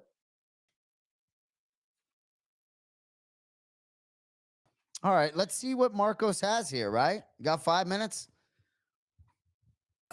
It's gonna. I don't Throw see him yourself in the fire. I don't see him finding a way to put him out. I mean, he's gonna have to swarm in and create a clinch and hope for a finish. But Jackson has done just such a good job of getting back to his feet.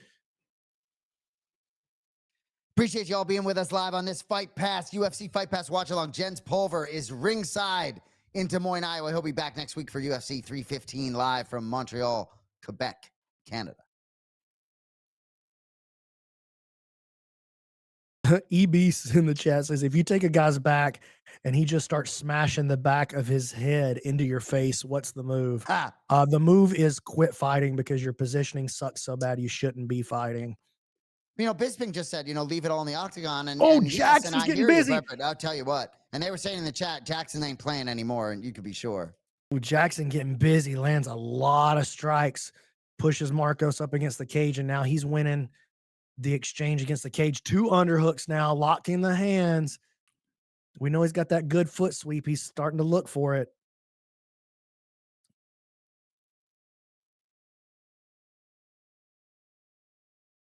Jackson, oh my God, I love it. 2-on-1 wrist control as the clinch breaks and he throws the left high kick, shinned him right in the dome. Dude, I tell you, Hey! I Oh, just hear man. Paul Felder say, if I'm the corners, I'm not confident either way. Like, with respect, I couldn't disagree more. I think I'd be super confident in the corner of Montel Jackson right now. I mean, I would be confident that Montel's going to win this round, but I kind of hear what he's saying, dude. And look at this. You think Marcos did enough in round 2 to No, get that no, nod? no, I don't. But I also know there's a lot of crazy judging that happens in the UFC. And so could I And he's see on his some back at the judges moment. could I see some judges scoring round 2 for him? Yeah. I could see it. I would disagree. I would yell. I would pitch a fit, but wouldn't be the worst call I've ever seen.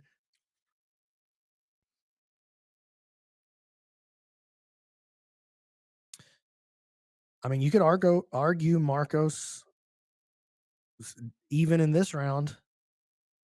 He's in on a shot here.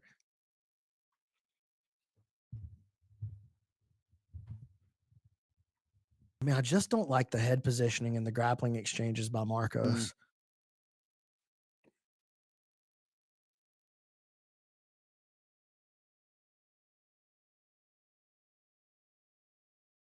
Marcos just has no choice but to come in getting crazy.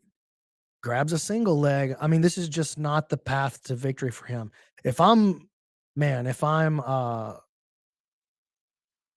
what's my boy's name? Jackson.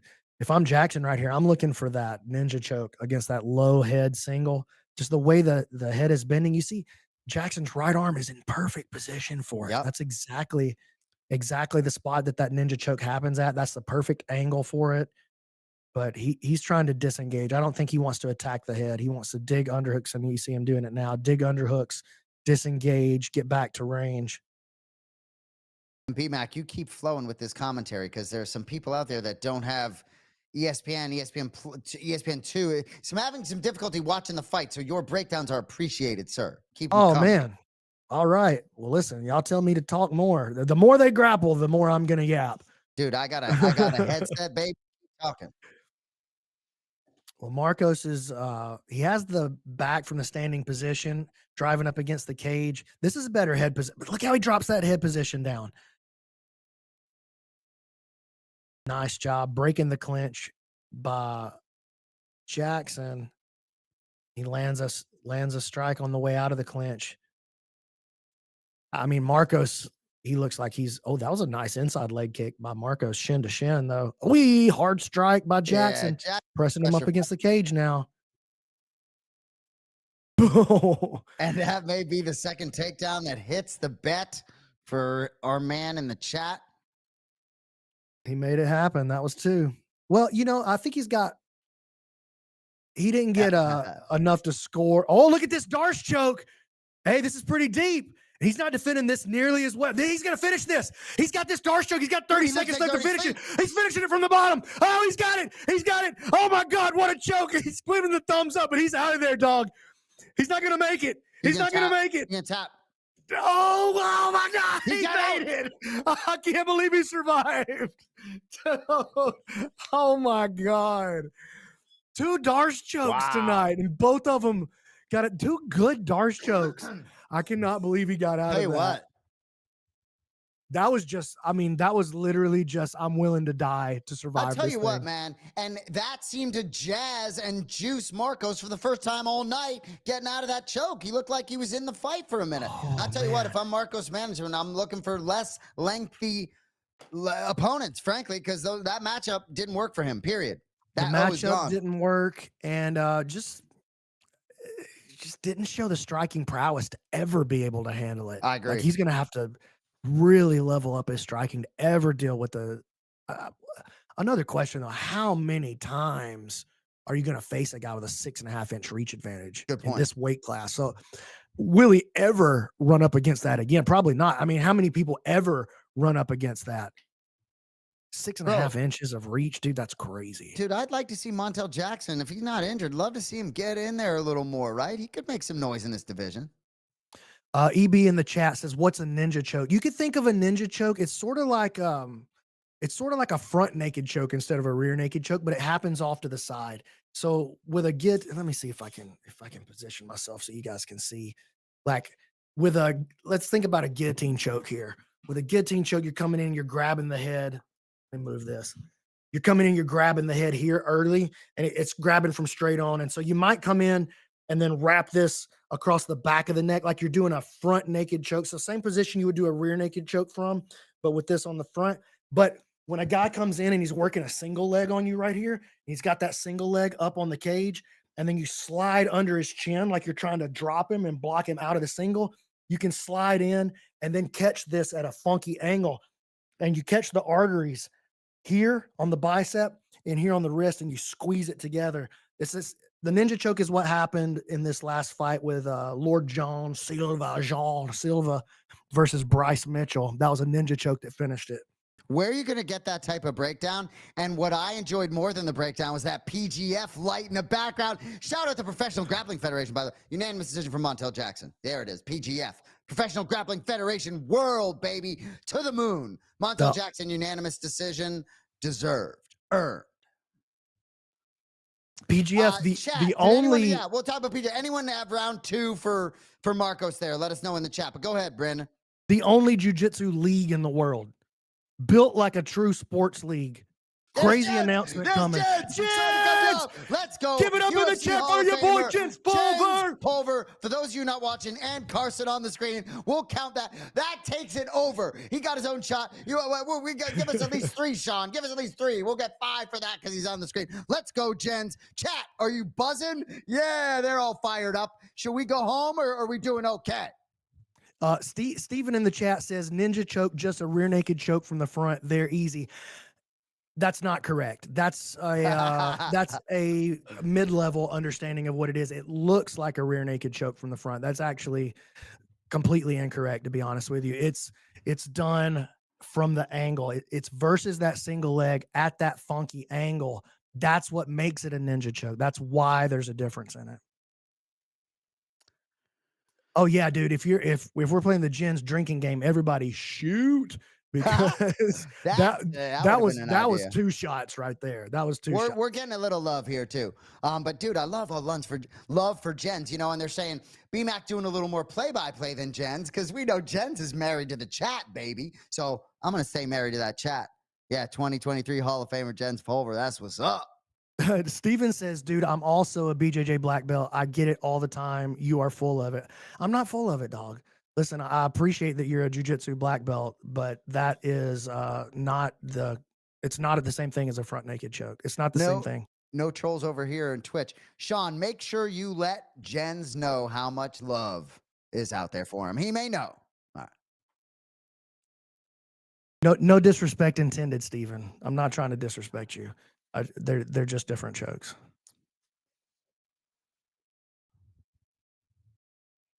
And much love. Sorry, I feel bad that I said you had a mid-level understanding when you're a black belt. I take that part back, but they are 2 different chokes. Catch that. Look at that. But how about the man that can apologize, 10 seconds after saying something? How about that? But nobody, dude, I'll put BMAC up against anyone, man. A lot of guys can break it down on the ground. Nobody like Brandon McCatherine. Appreciate you guys in the chat. No, I don't take it as disrespectful. If he's a jiu-jitsu black belt, then he definitely is a beast, and maybe he can even beat me up, but it's definitely 2 different shows. Hey, so Kid with the Cat 13 is looking for John Anik to give him a boom.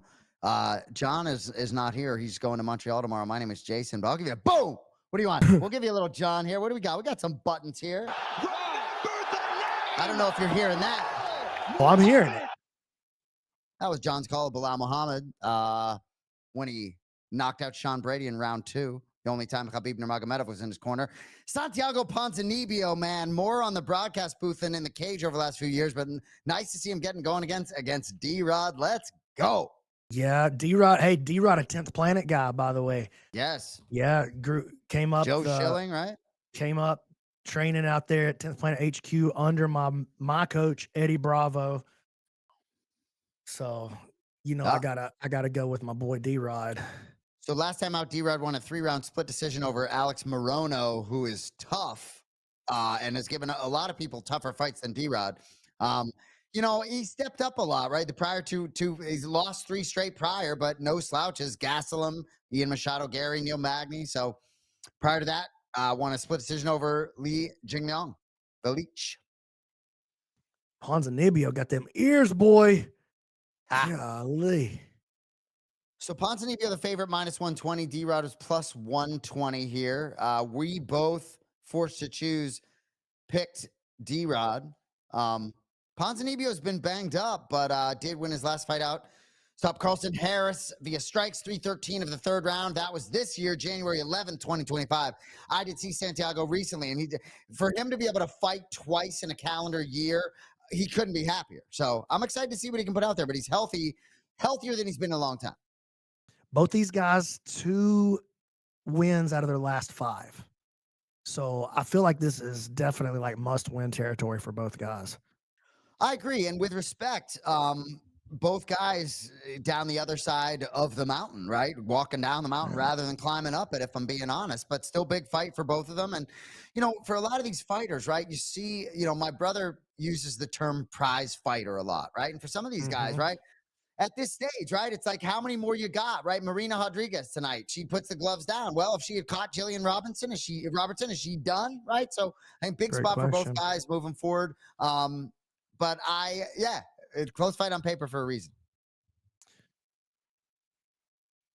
This is a pretty even fight on paper. Even their striking numbers are really similar. Like 44% accuracy for Ponzinibbio, 50% strike accuracy for D-Rod. Yeah, 5 strikes landed per minute for Ponzinibbio, 7 strikes landed per minute for D-Rod. Like both guys, 2 wins out of their last 5. So, I mean, right yep, down the yep. line. And I think the odds makers see it pretty similarly. What I'm showing on my odds over here, -142 Ponzinibbio, +120 for D-Rod. Yeah, I'm loving the matchmaking too. And that fight earlier tonight when you get Mason Jones, Jeremy Stevens, sort of similar, where both guys in the promotion, out, coming back. This sort of a similar matchup between 2 guys too. I'm being asked in the chat, I relax. When did A-Rod fight last? That was October 12th of last year. That was that 3-round split over Alex Morono. Yup, Alex Morono, very, very cool guy. Like that dude is a serious martial artist, man. No doubt. My one of the guys who owns the PGF with me, his name's Zoltan Bathory. He's the guitar player, founder of Five Finger Death Punch. And so we get to go like out on tour with these guys all the time. Like we did a European tour with Metallica last summer. We hit like 23 countries in like 3 months, Bro. touring around and hitting the bus. But I bring that up to say that Alex is a big heavy metal fan, and so he showed up to the concert in Houston. We all got to train out there in Houston, and dude, we just sat in the green room back there with Zoe. Zoe's a black belt too, and we just sat back there and talked about jujitsu for like hours. It was crazy. I love it. Carlos Machado sitting back there with us, Oh, Morono dude. sitting back Love there that with dude. us, Love just like that dude. it's crazy, man, being on tour with the band because there's always like 6 black belts around. Both the camera guys are jujitsu black belts. I'm always hanging out. I'm a black belt. Zoe's a black belt. Carlos Machado hanging out. Morono hanging out. There's always like 4 I black love it. belts at every I turn. love It's it. so much fun. Hey, I know you're a football guy. I'm being asked about these helmets above my shoulder, right? So the Bengals helmet, signed by Jamar Chase. My brother got that actually last summer at the Patrick Mahomes golf tournament at the auction. A lot of those Chiefs fans, no one was buying the Bengals gear, so John got that. But the North Carolina helmet, that's New England Patriots quarterback Drake May. You can be sure I'm a Patriots fan from Boston, Massachusetts. So for those in the chat, appreciate the love, appreciate you looking out. A lot of these MMA heads, like I say, they don't. Ball sports ain't their thing. So we appreciate you asking the questions. BMAC knows I like them real sports too. Hey, me too, dog. You grew up in Alabama. Football's religion down here. Roll Tide. There's Joma. Yo, before this fight starts, I gotta step out real quick, Do it. dude. Do it. All right. Do it. I got you, dog.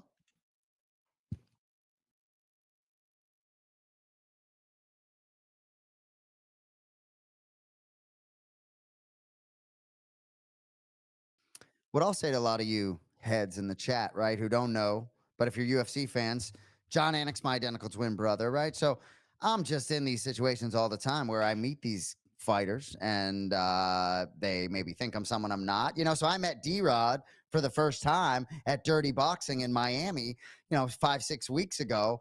And you never know if these cats are thinking you're John in the moment, right? So it's just always fun to meet them, see what you're going to get. But he knew who I was, one of the few. Um, so they're asking what chat BMAC has going. BMAC is on YouTube. I got Twitch going. And I was saying, Jens, I don't know if Jens watches the fights because he's far more interested in y'all in the chat. But we're rolling as well as we can.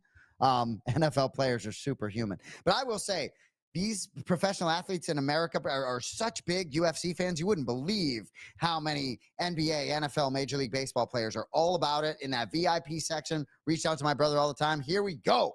Welterweight division, Ponzinibbio, D-Rod. Let's go. All right, BMAC's out. Maybe we'll run a little play-by-play here. What do you think? If they go to the ground, I may be fucked, but we'll do what we can.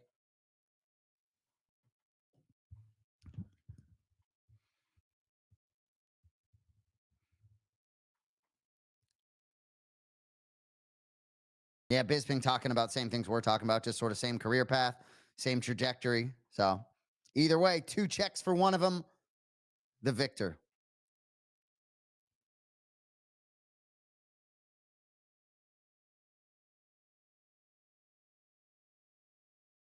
Oh, Sean just brought me one. I don't know if I want to bring it to air, but he said, how do you get so good at talking? I don't know if you're talking about me, talking about my brother. No, hey, well, I don't know. You do a lot of it. And what I will say, right? I sold a business in 2020 and John started me up doing a podcast with Bilal Muhammad. I didn't know who he was. This was September 2020. I didn't know who he was, but you get repetitions over and over again. And I've been sort of backup quarterback, watching my brother with a clipboard for a long time, doing the best we can, but appreciate being here and the opportunity.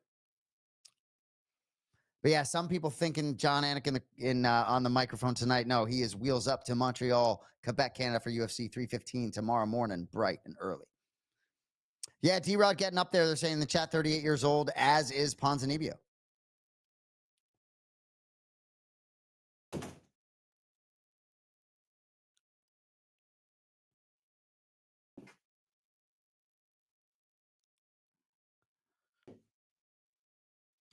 So BMAC, it went to the ground. A lot of submission attempts. I don't believe it. I talked everybody through all of it. Darce was close, but it didn't get it out.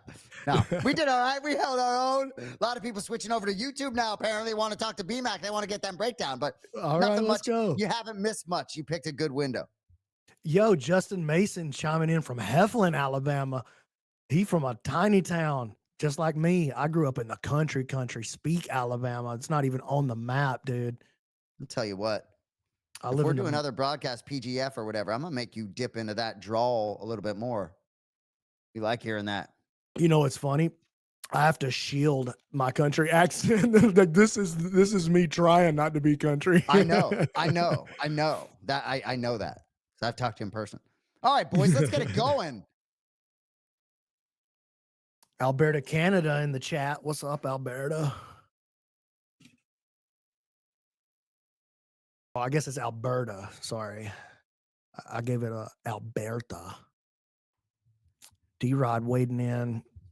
So forgive me, but for your handle, but 8KSNU, he said you'd be surprised how many of us are in multiple chats. I hear you, and we appreciate it. Oh. That's Sean, so there you go. But Sean's staying with me too. Y'all jumping to YouTube. Sean got my back here. We appreciate you, Sean. Johnny D chiming in from Niagara Falls. Okay, on the Canada side. So Tug Dumper says D-Rod got this. I kind of feel that way, right? I definitely feel that way. Not a ton happening. Well, not yet. And listen, real talk. Neither one of these guys gonna empty the gas tank, pushing the fight. So Southpaw versus Orthodox. Ponzinibbio in the Orthodox. Southpaw for D-Rod. Drives a teep up the middle. Ponzinibbio trying to press him up against the cage. D-Rod doing a good job circling out. Now Ponzinibbio changes levels, drops his head like a bull, rushes in, no takedown. But I like that he showed that. Oh, he tries to go high with a kick. Almost lost his balance. Ponzinibbio going high with the kick, that is. Oh, and he Little did slip. lose it. Oh, Oh, hard left hand by D-Rod's got Ponzinibbio's wiggling. D-Rod smelling blood in the water, wading in, throws another one. Ponzinibbio, oh my Ponzinibbio God, he's still a little bit. shaky, dude. Yeah. D-Rod measuring him out, not rushing too much. Turns it into a clinch. Ponzinibbio going to get a chance to recover here. B-Mac, if you're D-Rod, you try and create some distance. There you go. Yeah. Probably missed the chance to put him away right there. Oh, Oh, lands another left another shook him one. a little bit.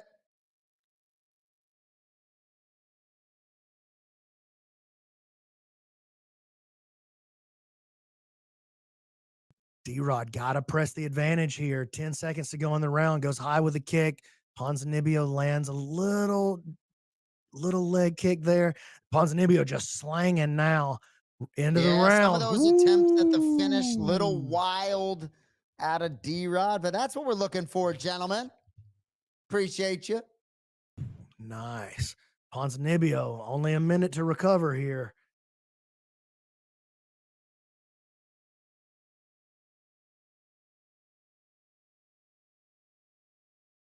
I'd like to So hear. I'd like to Sean's hear. wondering how many times Jens has said 2 shots in every can today. Oh, dude, I guarantee. What's the over under on that? It's 12.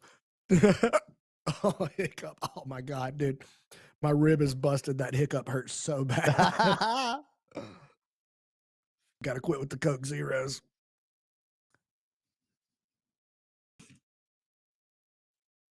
For those of you who don't hear, D-Rod's corner says he's hurt. He's looking for a way out. We'll see what happens though, man. I like that advice from the corner though. Be smart, be safe, but put him away. Yeah. That's good cornering right there. It's just general strategy talk, but it's good. He didn't really need the technical advice. He needed that advice, like the general strategy. That was good cornering. Yeah. And they're saying, I guarantee Jens is having a blast. Yes, he is. Dude, And is it he is. clack-a-lackin'? If that's yes, but not as much of a blast as he'd be having chat and talking to you guys. I guarantee it. He can't get enough of the chat.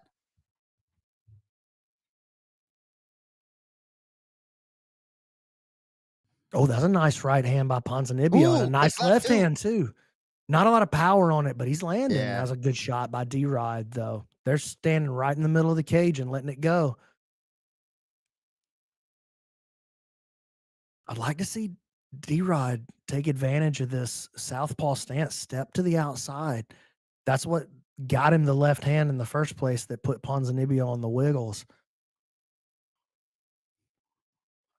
Oh, that's a hard right hand stepping in, and that's a result from Ponzinibbio of winning that battle of the outside foot. And another nice shot by Ponzinibbio. Yeah, but your point being, right, it doesn't look like D-Rod's fearing much of what's behind it.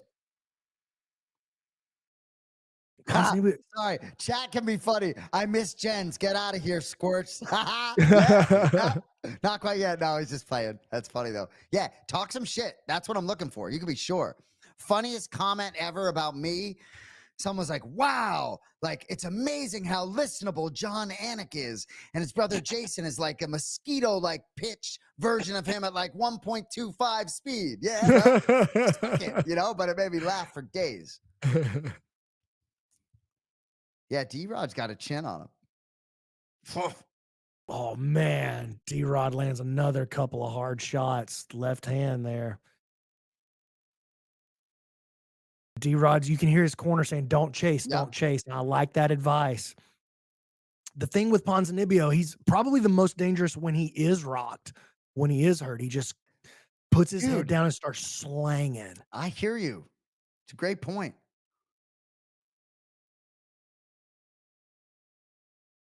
Ooh, International Fight Week. I'll be there, baby. A lot going on that week, baby. I had a blast at International Fight Week last time. Yeah, me too.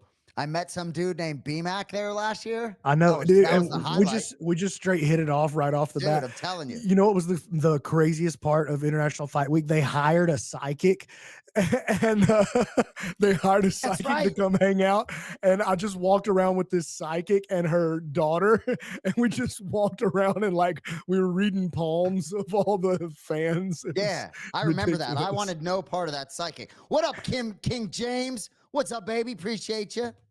Yeah, International Fight Week is fun.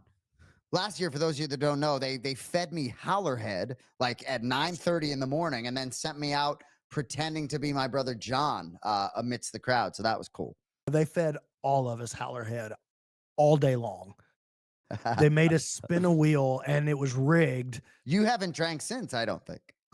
Dude, or before. I'm not a drinker, and then now I show up to the UFC International Fight Week, and they're just my bosses are feeding me alcohol Tell you what, though, all day long.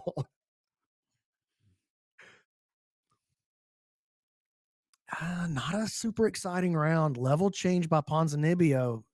D-Rod does a good job shaking that out of there, stands him back up, and just rejects that shot. you know, and I will say, I hate to say it, respect both guys, know them both personally, but I see the age on both of them, right? I see it on both of them. I think in different matchups tonight, I think both of them would be in big trouble. I do not like the posture and the head positioning from Ponzinibbio on those Yeah. shots. D-Rod just shut him out super hard. That's a nice right hand, though, by Ponzinibbio. Both TV guys on got their both sides, mouth yeah. open. Yeah. Both guys got their mouth open, sucking wind. You know, I talk to my brother a lot about prime age of MMA fighters, and I do think it varies from fighter to fighter. But you look at these guys at 38, right? Bilal Muhammad's going to turn 37 in July, but he's a different 37. And I could go on and tell you about it, but a lot of it depends on the career, right? Bilal started lifting weights very late in his career. Bilal is also married to the game in a way that few are, right? It's all he does. Literally all he does. Oh, big takedown by Yeah. Ponzinibbio. And Puts depending on D-Rod on his judges scoring, back. could do something. I mean, I still think for this round, probably does win him the round. Not a lot going on prior to this. You know, I'm a jujitsu guy. I Yo, want BMAC, to when see you're that play out a little more. I hear you.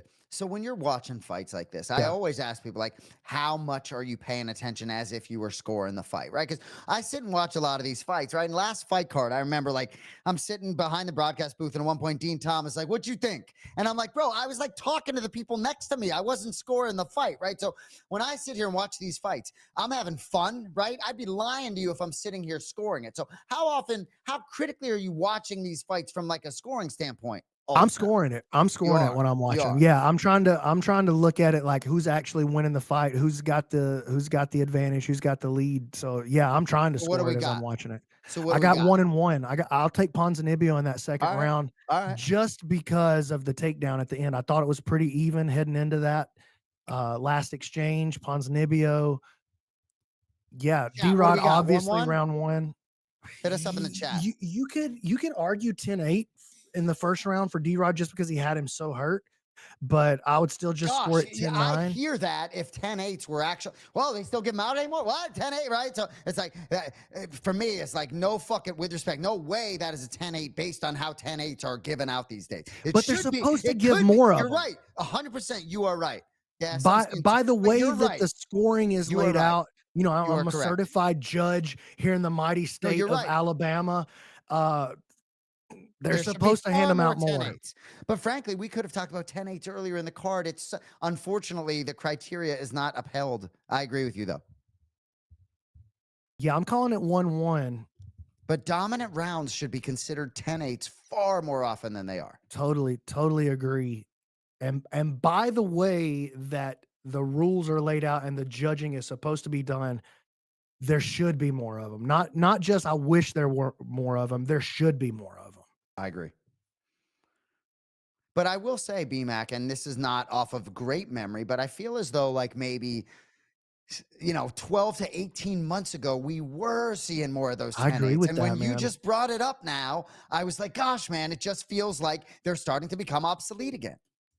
Yeah, I totally agree with what you're saying, man. Like there. Oh, that was a nice Ooh. exchange here. Oh, D-Rod drops him with the left hand. left. Oh, That's he's it. out of there. D-Rod, big finish. Let's go. I tell you what, man, almost looked like he got knocked out and then reawoken with another shot because Oh, he's Ponzinibbio. oh my god. Oh, boy, Ponzinibbio that's back to tough his to see. feet and just Tough like to see. dumping his head into the cage. Jesus. Big one for D-Rod.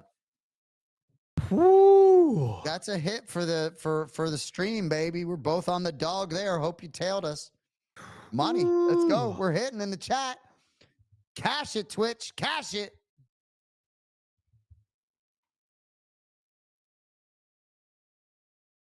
Man, that was a nasty knockout. 209. That's what's up. Okay, man, I don't want to move on from this one too quick because it was such a great knockout. Ponzinibbio, he feints, trying to land a right hand, left, right, left. Man, great The combo, just sum of the parts, dude. winging those wide shots from D-Rod. That left hand is the one that sits him down finally. Whew. I One, tell you 2, what, 3, man. 4. That fourth one is the one that really did it.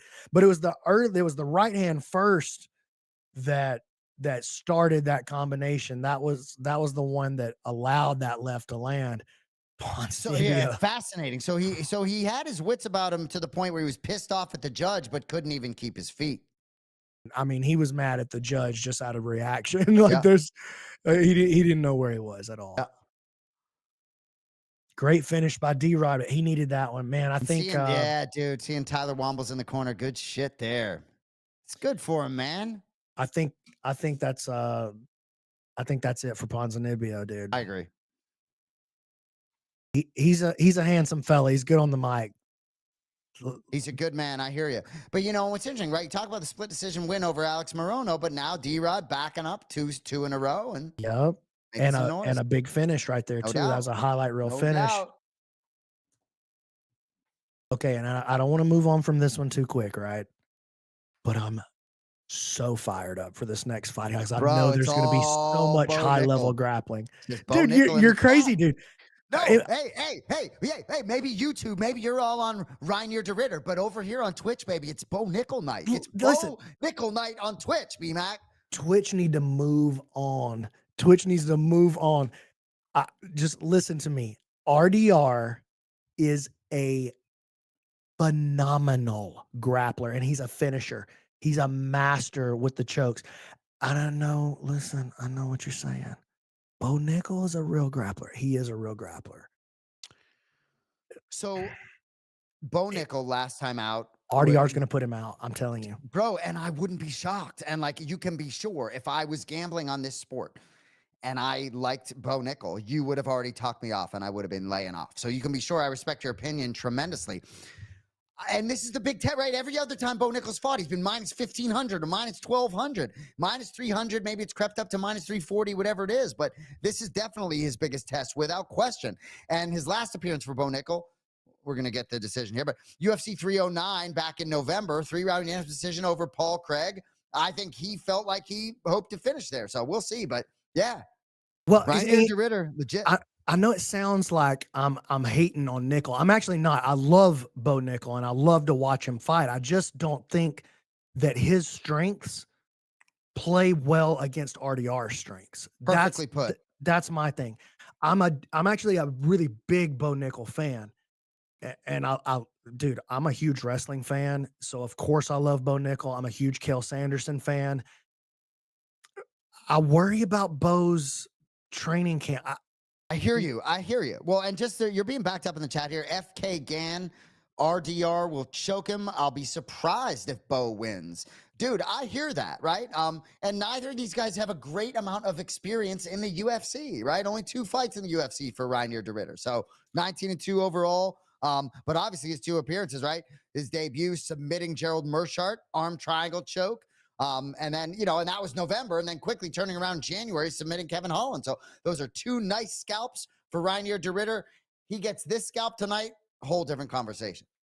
And that win against Holland, he made it look easy against Holland is not a Not gonna feel like Bo Nickel in there, I don't think though. I was Go ahead. just about to say that. He's not of the level of grappler perhaps that Bo Nickel is, but with how quickly and how easily he put him out of there, man, I that hear you. that was an eye opener for a lot of people. I think here's the thing that helps me understand the level of grappler that RDR is. Andre Galval, prior to what Gordon Ryan just did at ADCC, Andre Galval had the most gold medals of anybody in ADCC history. Okay. And RDR out grappled him. Given, there's your boy Diego Lopez on the Oh, street. I love that dude. Given what you think of RDR, what an absolute gift of this stylistic matchup, given the acumen of the wrestling of Bo Nickel. I mean, give me all this. Can't wait for all this. And there we go. Bilal There Muhammad, it Jack is. Della Maddalena, 1 week from tonight. I will have a whole, I won't have eaten all day next week at this time. I tell you what, man, I can't wait. This is a big night for my boy next week. Big night. And I don't mean to put any disrespect on JDM. I, I don't see how he beats Bilal. Well, so what I'll say is Mike Valley, Bilal's head coach, I saw him in Mexico City, and he couldn't say enough good things about Jack Della Maddalena. Whole MMA game, and even talking about, Bilal's talked a lot about thinking that Leon Edwards was breakable mentally and not thinking Jack Della Maddalena is as breakable mentally. But it's MMA. Anything can happen. But when Bilal was scheduled to face when he was scheduled to fight, December 7th, and he had staph infection. He was supposed to fight Shavkat Rakhmonov, and he couldn't fight, right? Kenny Florian said when he was matched up against Rakhmonov, Bilal can figure out a way to beat that guy. And that quote to me applies in any fight. Whoever is in front of Bilal, typically he can figure out a way to beat that guy. So you can be sure, whatever it is about JDM, right? Let me know how you think JDM gets it done, because you could be sure Bilal is going to have a pretty good plan to not allow him to do that. I don't know if you guys saw this on the ground, but JD, I'm not sure how much everybody in the chat follows like the Brazilian jiu-jitsu scene, but one of the best guys in the world, his name's Craig Jones. Okay. Craig Jones, he's worth the follow. He's hilarious. He might be the funniest guy in martial arts on the internet, but he is an unbelievable grappler. Like, when I say unbelievable, he's like cream of the crop. If it wasn't for Gordon Ryan and what he's done, we would all be calling Craig Jones the best grappler in the world, right? And JDM just put him to sleep in training, and it's been going all over Instagram. Craig posted it on his own Instagram. JDM put him to sleep with a Darce choke. JDM, very, very good grappler. So hey, I hear you. That's interesting. I hear you. That's interesting. I hear you. All right, we're going to take a peek at this co-main event preview. All fired up. Let's go. I've been tested a bit so far in the UFC. The Gerald fight definitely had me digging deep. The Kevin fight came a little easier, and I felt more at home. This man's goal is always to get you to the ground and strangle you. And he is uniquely good at that. I saw him coming close right away, which I didn't really expect. He pulled his head back, and I saw a single right away. Wow, Rainier DeRitter right away secures a takedown. Very impressive. My mission is to choke each and every one of these guys out when I step into the octagon. RDR's got that choke in. Yeah, that's tight. Oh, he tapped! Beating Kevin Holland, I think my potential is to go to the top. If you are a fan of MMA at large, this signing is a big, big deal. And if he gets on top of you, this man is a problem. As long as I keep winning, the tests are going to be bigger and bigger. With much fanfare, here is the 2019 Big Ten Athlete of the Year, three-time NCAA National Wrestling Champion. Being known as a wrestler, of course, people are always concerned with my takedowns and me getting them on the ground. That opens up a lot of opportunities on the feet. Oh! You gotta be kidding me! Bo Nickel with a knockout! No wrestling needed tonight! What? That dude's an athlete. I think right now, as far as my placement in the division, I'm just on the climb, you know? He is the kind of elite athlete that will excel in everything he does. He just believes that he's gonna do well. Because it's all he knows. In my last fight, I fought Paul Craig. I'm grateful that I was able to get 15 minutes of action in the cage.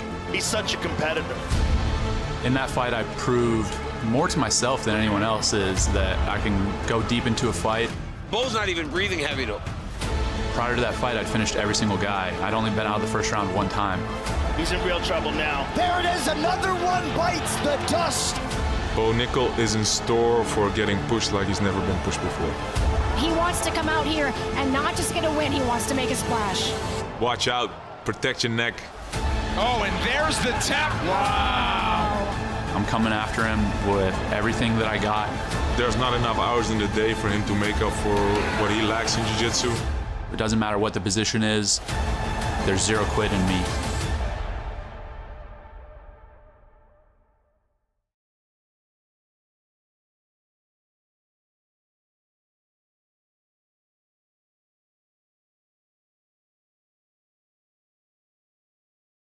Welcome back, YouTube chat being run by your man Brandon McCatherine, BMAC right here.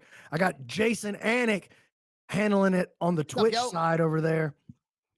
This is the fight of the night for me. This is the one I'm most excited. Actually, honestly, this is the fight I've been most excited about. I mean, Me too. probably like 5 or 6 cards since I've been this excited about a fight, because I know there's going to be some super high level grappling, and it's 2 totally different types of grappling. I think it's a big win for RDR. No disrespect to Bo Nickel. Here's where I think Bo's got a chance though. RDR exits these grappling exchanges a lot of times with his hands down. And I think that Bo's got a shot. If Bo has a shot, it's going to be right there. I do think that Bo can get RDR to the ground. Obviously, Bo's going to have the better wrestling and takedown defense.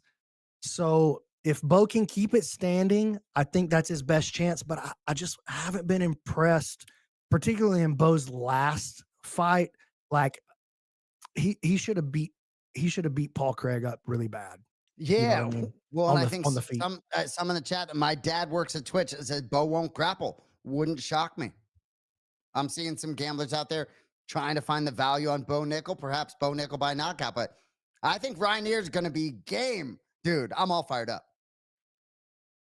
Most excited I've been for a fight in the UFC in quite some time, simply because I know there's going to be some high level grappling potential. I just hope it's not a striking exchange between these 2 guys. I do not want to see these guys try to dice it up on the feet. I want them to grapple. I hear you.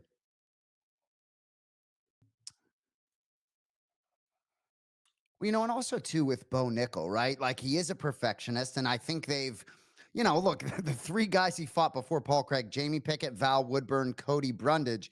With respect, not any dogs, So we'll see what happens.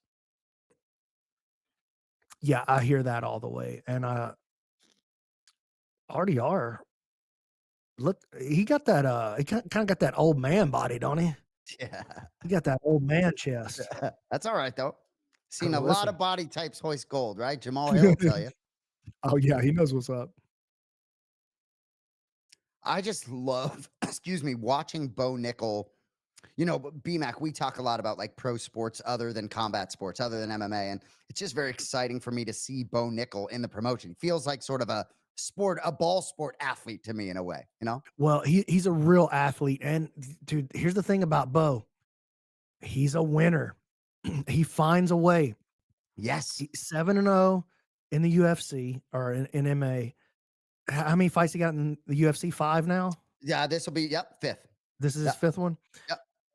Obviously got such an incredible pedigree in wrestling. He's a winner. And that's the thing that I do like about Bo in this fight. He's dude, EB in the chat says Bo probably has a 20-inch vertical. Yeah. Cold-blooded. Love it. I don't know. I bet your boy can get off the ground. I'm sure. He's a real athlete, man. So we got, I think, someone else on the over 1.5 takedowns. Now the chat is flying. Over 1.5 takedowns for Bo Nickel. Fascinating, bro. BMAC, like I'll tell you right now, Like, I feel you. I mean, you know, I think it's kind of overused in gambling when people talk about value. Oh, so much value on, but I do see a lot of value on Reinier de Ridder here, even though this is maybe the most bettable price you've ever seen Bo Nickel at minus 300, whatever. So give me all this. Yeah, I see the dad bod. I'd take it, though. I'd take that.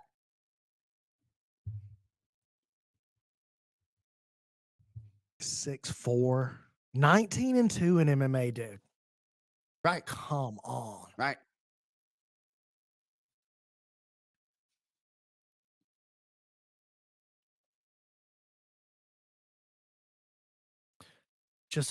I hope RDR doesn't back out of these clinch exchanges with his hands down like he tends to do. I Oh, know. there's my boy, Mikey B. I love Mike Beltran. Mike Beltran gave me like a 7-hour tour of Los Angeles one time. Wow. He's the man, dude. He's always down there in Mexico with us for those CJJ and EBI shows. All right, here we go. Oh, I like Bo's head movement early. The thing with Bo is he's still so early in his career that he's going to be better every time we see him. RDR into the clinch early. Bo going to win these clinch exchanges. I do think Bo's going to put him down and get on top of him. We'll just have to see what RDR's butterfly guard looks like. For a guy with a wrestling background like Bo Nickel, and obviously he's learning every day, but I assume even as good as he is a wrestler, he could put himself in some compromising positions just based on inexperience. I mean, maybe not. Maybe not. Maybe. Huh? Yeah, I don't know. No, I was more asking you that, you know, maybe not.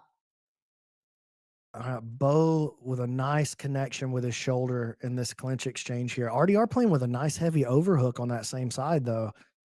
Ooh, nice. I like that elbow off the clinch break by Bo. Oh, RDR comes in, shoots on the legs. He's locking his hands up around the body. Bo's wrestling so good, though, man. Dude, and he handles his frame. It's like, where are you taking me? No. A lot of clinch work early from both guys. They definitely are out here to grapple for sure. RDR locks his hands, throws knees from the clinch. Oh, tries a trip that he's gonna have to be careful trying to like get aggressive on the takedowns with Bo, because Bo will absolutely counter any misstep at all in the grappling by RDR, and Bo's gonna be all over him.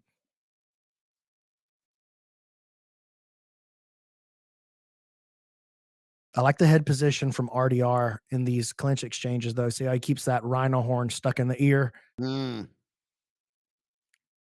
that? See how he constantly takes that head position back? That gives him a great angle to be able to bust out of this clinch and land that left elbow or left hand, maybe even a left knee up the middle.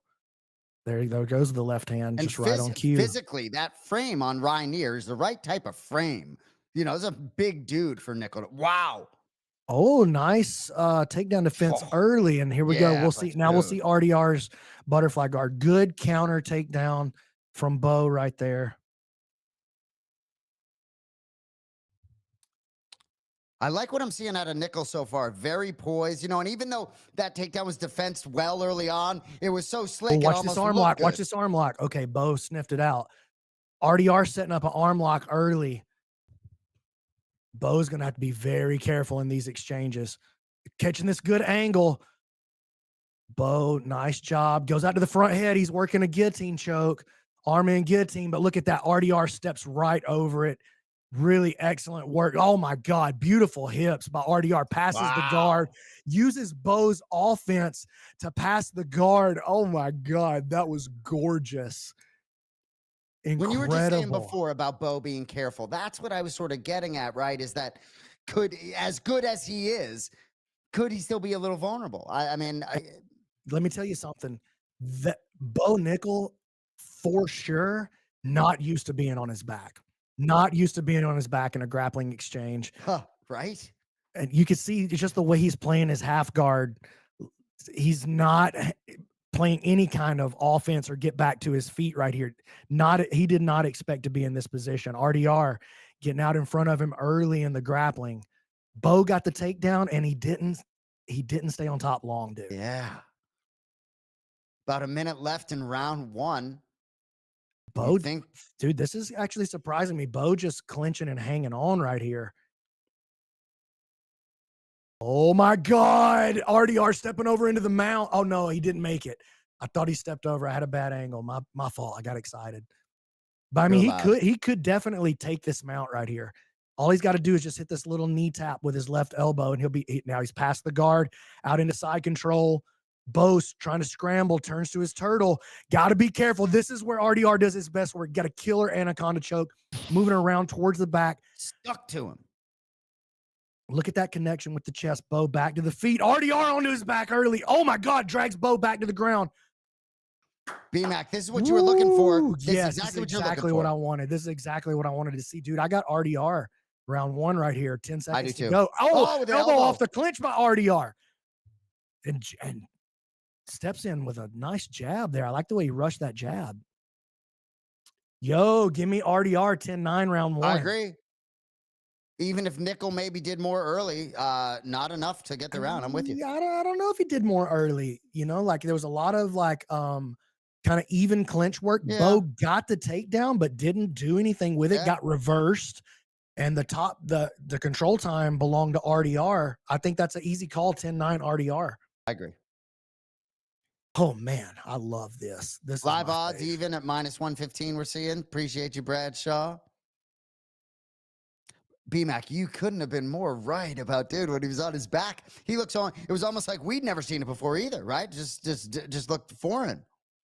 Well, I mean, Bo has obviously one of the best grapplers. Like if you're just taking the different styles of jiu-jitsu's grappling, wrestling's grappling, sambo's grappling, judo's grappling, even Muay Thai has some grappling. Bo, one of the best grapplers in this division, but very little of his time as a grappler has ever been spent on his back.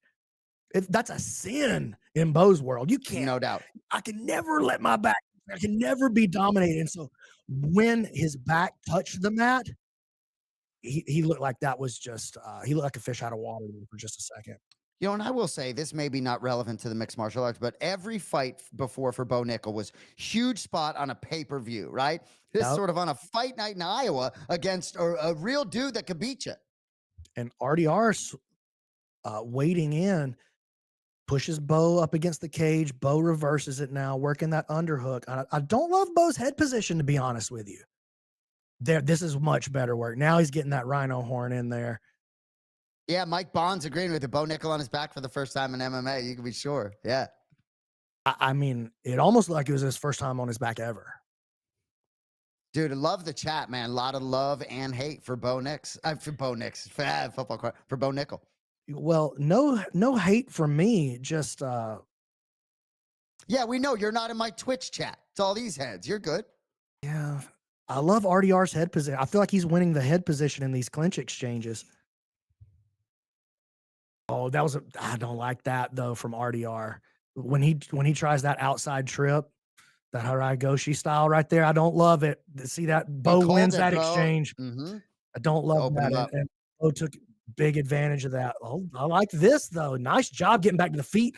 Lands a knee in the clinch, RDR. Another knee. Oh, Muay Thai clinch. Drives that knee right up the middle. Caught Bo right on the nose. Another knee.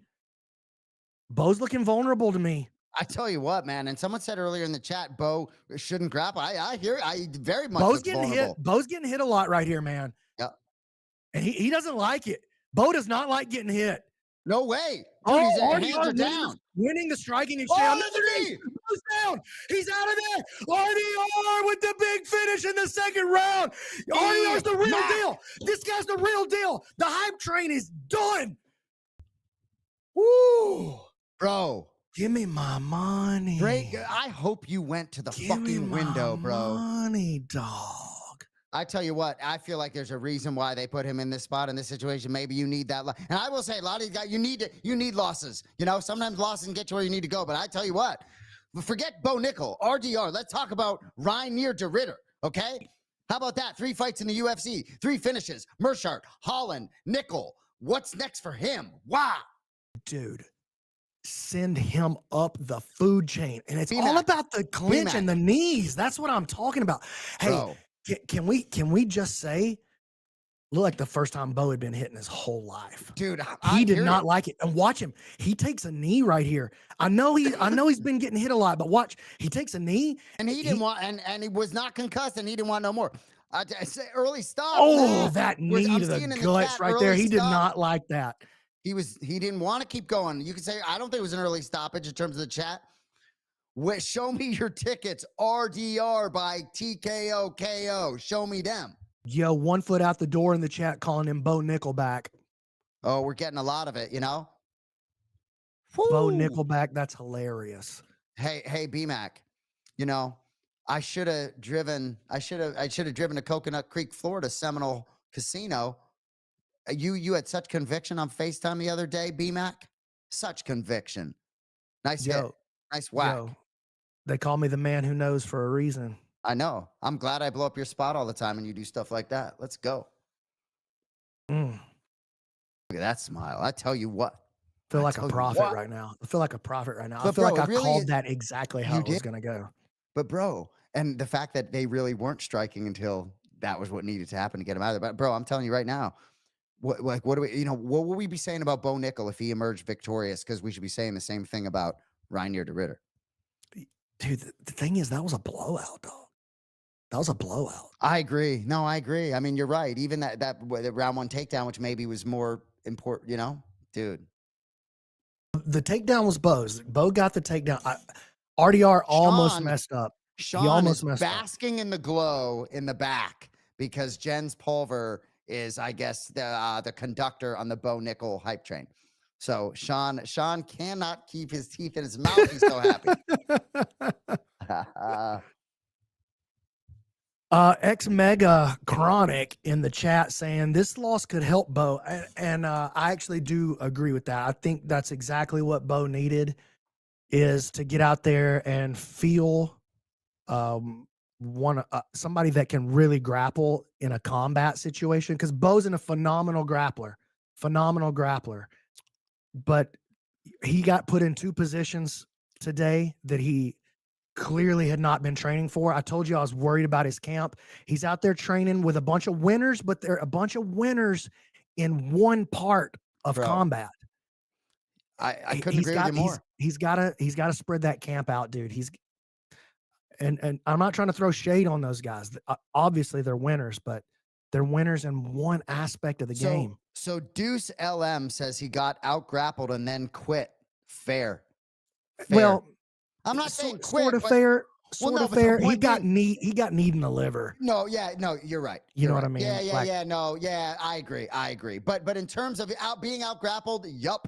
Oh, clinch right up the knee, right up the middle off the clinch. You're right, though. It was the body shot. Love that step in. That was it. That's it. Yeah, you're right. left knee hit the liver. Oh man, that's brutal. You see him cover up, but the thing is, man, Bo got put.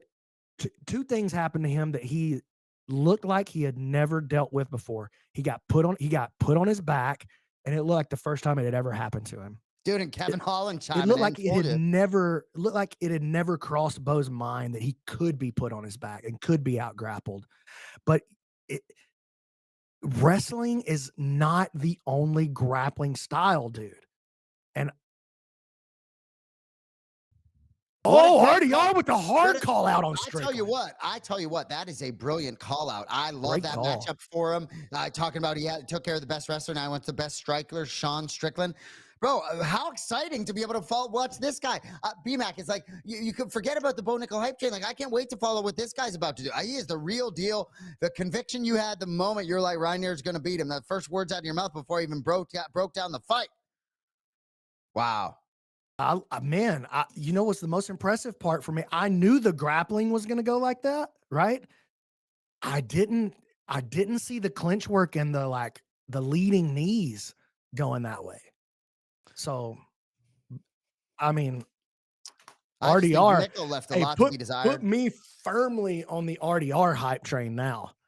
I'm ready to go with that. You're probably sitting shotgun. I mean, I don't think it's a backstage. It's a first class seat assignment, if anything, for you on that RDR hype train. Man, That is crazy, and all of his wins in the UFC have been total annihilations, complete dominations. I tell you what, man.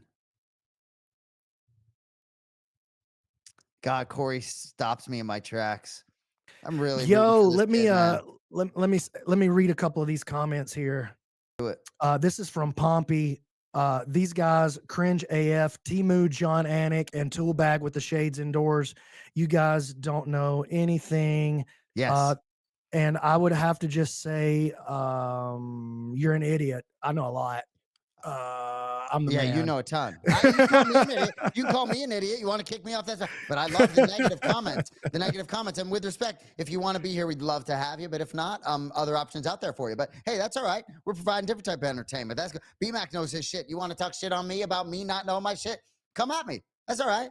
Come at me. You know, I could tell you some things about Davison Figueredo and Corey Sandhagen, though. I know Let's go. about those guys. Break it down for us. Well, no, it's just really interesting for me. Davison Figueredo, it's just this dude has delivered so many times in a completely different division, right? It's like, this almost, I hate to say it, appears like an entertainment tour for him as he moves up to bantamweight. I've never really looked at him as a true contender, but I remember watching him at UFC 300 against Cody Garbrandt. Cody Garbrandt was ready to go that night, and I remember the look on Cody's face after facing Davison Figueredo was just like, dude's just an animal. I just think this matchup with him against Corey Sandhagen, who I envision, I manifest, I believe this guy is going to be strapped up at some point. I think he's had one of the oddest careers of any mixed martial artist. There are a lot of guys that realize championship opportunities in different ways, quickly, not so long. Corey Sandhagen's put in the time, hasn't always come out on the winning end for a lot of different reasons, but I'm rooting for him hard tonight because I want to see him perhaps face the winner of that fight that's creeping June 7th against, Marab, the rematch with O'Malley. I like Sandhagen big time in this matchup. I feel like this is going to sound crazy because he's a former champion, but I always have felt Figueiredo was just a touch overrated, dude. And I think that he's not a volume. He's definitely a power striker. He's not a volume striker. I wouldn't call him a technical striker even. Sandhagen is both technical and volume. I feel like if it goes to the judges, there's no question it'll be Sandhagen. I see two potential paths to victory, only one realistic for Figueiredo. Figueiredo obviously can put him down if he lands that shot. I think that's everybody would agree with that. And I also think Figueiredo's guillotine is next level. However, I don't see Sandhagen dropping his head and making that mistake. So I can't. That's a power weapon. That's a very powerful weapon that Figueiredo has, is his guillotine. However, I don't see Sandhagen putting himself in a position for that to become a weapon.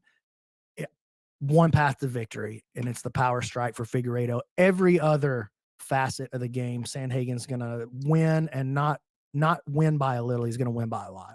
I agree, and I just think certain bantamweights, you know, Davison Figueiredo is 5'5". Sandhagen's 5'11". So in terms of the pop, right, how you getting there, right, how you getting inside? And I just, look, they've both faced a lot of competition, but just, I want to read you Corey Sandhagen's last opponents. Forget about the results, okay? Let's go. Umar Nurmagomedov, Rob Font, Cheeto Vera, Song Yadong, Piotr Yan, TJ Dillashaw, Frankie Edgar, Marlon Moraes. I didn't skip anyone. It's just gangster after gangster. And Corey Sandhagen, I talked about this at the outset of the show. I host a podcast with Bilal Muhammad, and like when Corey Sandhagen comes on, I'm like forgetting to talk because I'm just like mesmerized because he really has a great sense of self and knowing himself. Yeah, exactly. I see you pointing your head. And one thing he said that was really interesting is he talks about sort of his mindset. I'll be interested to look at him coming in there tonight. But a lot of fighters have, you know, need to be super relaxed walking into the octagon. A lot of them, you know, Corey wants to be a killer. He needs to be thinking kill in his mind. Whereas I felt like he talked about when he came out against Aljo, I think he was sort of in that, oh, maybe I'll be relaxed before the fight. So I think he knows himself well. I think he's continuing to know himself well. I don't think he takes himself too seriously. We talked about his content coming out there. I don't want this to be all about Corey Sandhagen, but I feel as though, I hate to say it, Davison Figueiredo feels like a prize fighter to me right now. You know what I mean? Like, and just sort of keep stepping up, whereas I feel like Sandhagen's on that track. And if Sandhagen gets derailed here, I don't think Sandhagen's going to realize that championship. I think that's fair. You know, I think that Figueiredo's best opportunities are going to happen early in the first round and maybe early in the second, because I think sometimes Corey downloads his opponents a little bit. You know what I'm Great saying? verb. Yep. And so I think we could see Corey do a little bit of download, trying to absorb and try to catch the reads. And then if it's not done by Figueiredo by minute 2 of round 2, then the blowout begins. And I think it just he snowballs and just runs away with it and starts popping out 10-8s by round 4.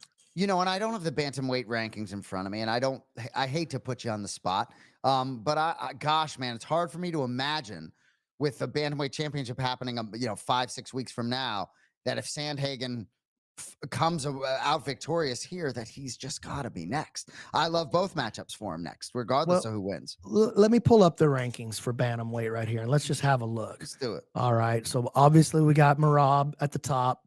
Then you got Sean O'Malley, Peter Yan, Umar Nurmagomedov, and then Corey sitting right there at number 4. Yep. Davison at number 5. And then everybody behind them is like they've already run. Both of these guys have kind of popped through the rest of them. Song Yudong, Marlon Vera, Chito Vera, Rob Font. Yeah, well, I mean, and it's like the new blood, right? It's like you talk about 55, and a lot of people, I think it's going to be Topuria at 55 fighting Islam, but a lot of people love the idea of seeing Gaethje there just for the fact that, as opposed to maybe Charles Oliveira, just because Gaethje hasn't fought Islam yet. So I think sometimes the new blood, and gosh, man, I mean, I don't look. Is Sean O'Malley going to find a way to get through Merab this time? Maybe, but can you imagine Sean O'Malley, Corey Sandhagen, bantamweight championship? I think that could sell some pay-per-views. That fight, I would love that fight. Appreciate y'all being with us live, watch along, Twitch, YouTube, Facebook. What am I forgetting? Kick. Jens wouldn't have forgot Kick, would he, folks? Hey, we're doing the best we can. But it's the under on the Jens cam. It's the under 9.5 by a landslide. He got his one main shot. We got a couple others, but we're sitting at four camera shots for our guy Jens Pulver. Yeah. He's 6. He's on there now. 6. Let's see if we get a good click. Carson getting a little more love. Come on, Jens. I mean, Jens is not the tallest. UFC champion in history. I hate to bring this up. Oh, Jens looks so tough right now, by the way. Yeah, I hate to bring this up, Jay. Fucked me up, man. God. But I think I've called every fight correctly tonight. I hate to say that. I don't think I've missed one. Other than Smotherman, right? Okay, you're right. I mean, I'm not keeping track though, dog. Okay, you're right. But you won money on this last stream, like, right? And I'm telling you right now, bro, I'm so angry with myself that I didn't find a way to chirp RDR based on your conviction. Not tonight, 5-6 days ago when we talked. God, I can't get over that. Crush that, bro. Yeah, this happened last. Hey, this happened last time I was on the stream too. Switched up to Montel Jackson. But D-Rod's the dog. I mean, dude, the RDR that steals the night. Yeah, I mean, this one's an easy call. I think no. I mean, who's picking Figueiredo right here? So, and I talk about Corey Sandhagen being anointed a title, but I shouldn't forget that he lost his last time out to Umar, right? 5-round unanimous decision. Prior to that, had won 3 straight. Font, Chito Vera, but he did lose his last time out. So, and Piotr Jan is there. But gosh, man, my brother says all the time, nothing greater than seeing a new champion. It's like seeing a fighter realize a championship for the first time. And I always seem to think about that for Corey Sandhagen, because I think for whatever reason, he's a forgotten man sometime. Yeah. I would love to see Sandhagen win this in a dominant fashion. Yeah, I hear you. And then get that shot.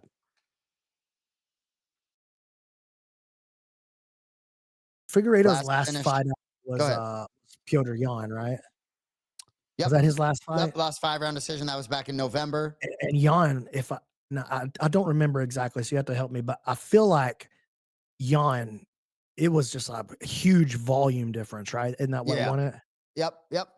But like prior to that, he won 3 straight, at bantamweight. So Figueredo, dude, I mean, I got buckets of respect for him. He's always down, but Look at let's see. Corey coming out. And you He's see ready what to I rock mean, though? and roll, But that's dude. what I'm saying is like, he's got to be all fired up like this, where like, you know, other fighters have to be in different minds. You know, this is how he's got to be. This is a big one for him. BMAC, have All you right. seen any of his content lately over the last few months?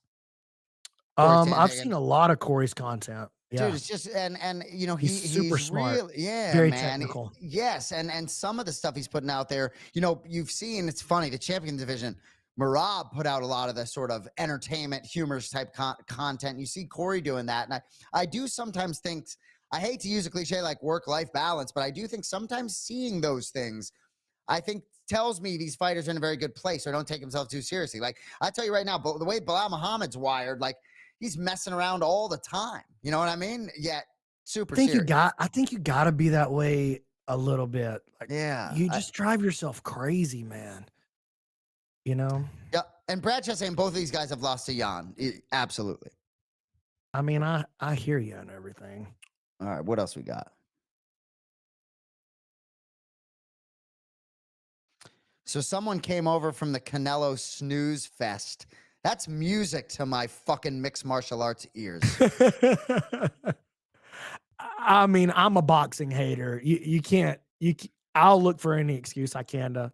And that to- was to take a Sinui. dump on Forgive me if I'm boxing. pronouncing it right. But hey, welcome. Happy to have you over. And for those of you looking for Jens Pulver, don't worry. He's cage side. Back with you next week at UFC 315. Main event of the evening. Corey Sandhagen, Davison, Figueiredo. Oh man, I love watching Corey walk back and forth. Like he looks like Me a too. tiger. Like Dude. when you go to the zoo and and you go look at the tigers and they're just like walking in front of the kid. You see a little kid standing there. Oh, look how cute the tiger! And the tiger's just like staring him down, Dude, and dude. walking back and forth. That's what Sandhagen reminds me No of. doubt. And that's how he has to get. But, you know, I've talked to him a lot after losses. And gosh, man, the head on his shoulders, I'm like, wow, I wish I was wired like you. You know what I mean? Just compartmentalizing things the right way. And I think that can help you realize your dream. You know what's another thing I love about Sandhagen is he just absolutely does not look like the guy who's about to whoop that tail, but ain't he's kidding. that dude. No question. He's like Figueiredo, even though he's a small guy, he's got that scary Brazilian thing going on. Like if you see him standing around, be like, okay, I probably don't want a piece of that guy. But if you don't know and you see Sandhagen standing around, you're like, hey, yo, he's the one. I'm Dude. picking him straight out of the crowd, Right? and then he's gonna wax that tail, dude.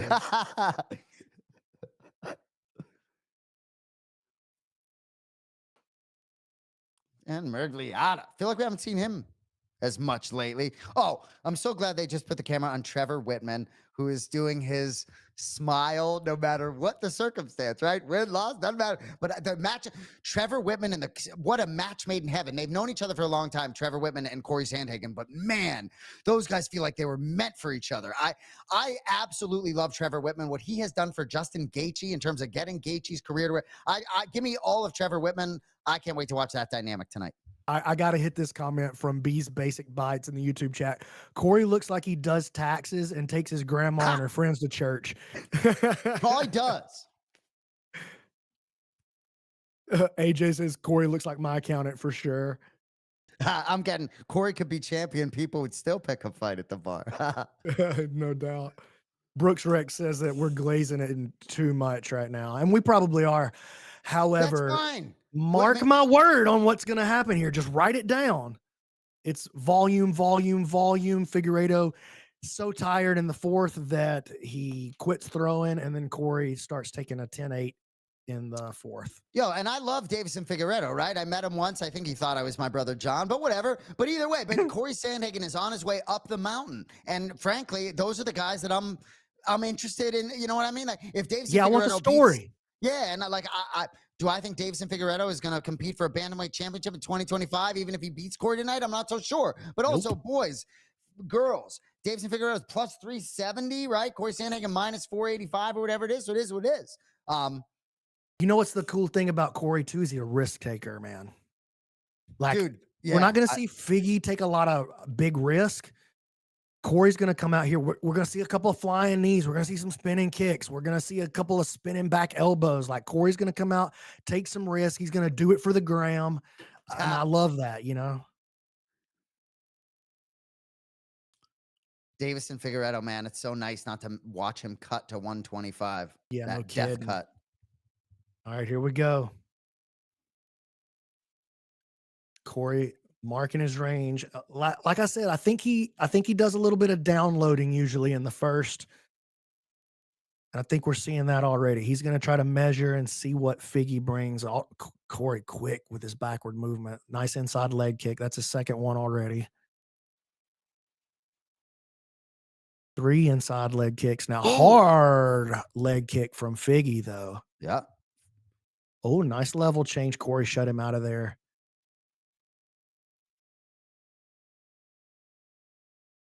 Corey pushing him up against the cage. I like this head position here from Corey. You were talking in the past fight not liking the head position. Can you talk about what's good versus what isn't in terms of the head position in this spot? Well, I want to see the guy that's working the takedown get low and get that head up under the chin. Or if you're not going to be under the chin, I want to see the head in the temple on the side, giving you the like securing the dominant angle so that you can actually deliver offense. And by having your head in the right position, it allows you to engage your whole spine and drive the actual body through the opponent rather than relying on your arms and your limbs to actually to like do your work for you. Like you Again, want to load talking up about your that whole connection. body. Yes. Connection is everything in the grappling exchanges. And for those of you, you're right, we are glazing Sandhagen, and what a dangerous opponent stands in front of him in Davison Figueredo. So let's see what he can do. Davison, like I said, I think he's going to be most dangerous for sure in the first round. If he that's a nice Not sure if it uppercut. connected, but big split takedown by Figgy. That was a great single leg dump. And he's on the back of Sandhagen early. Sandhagen trying to dump him, though. Yeah, nice reversal here. Figgy's still with the seatbelt, but he's sliding way off the top. Corey reverses position. He's going to get on top of Figgy right here. Oh, my God. That was outstanding grappling by Corey. Just masterful grappling and a reversal right there. Figgy looking for a knee bar. Reaping the knee here. Corey don't look too worried about it. Nice leg lock work, though. You don't see a lot of great leg lockers in MMA, which, I mean, people will say it's because leg locks don't work in MMA, but that's not correct. That's just, there's not a lot of great leg lockers in MMA. And Corey's knee is actually in a decently compromised position here, but now now he's starting to square up and he's putting pressure on that foot, and now he's delivering strikes. And this is where being a leg locker can get you in trouble right here. Sandhagen ground him in outside heel hook here by Figgy. Corey does not have his knee cleared. Turning around and throwing back fists down at him. Figueredo looked like he's having difficulty defending his face on the ground. Well, he's overcommitted to the leg. Corey's leg not out of danger though, but I just don't think Figueredo is the kind of leg locker that can make that tough. Corey needs to react a little better to this leg lock though if he wants to clear it. Interesting, right? He doesn't seem all that concerned. Yeah, I mean, he's got a lot of pressure against his own knee here, and he's gonna have to. You see that he has to go to his back to try to defend it. Yeah. And now he's doing a little bit better. He's just throwing a lot of hammer fists in reaction to it, but Figgy keeping that reap across. Now he's going to peel it out. This is better. This is better. Nice work here. Trading it off to a knee bar, though.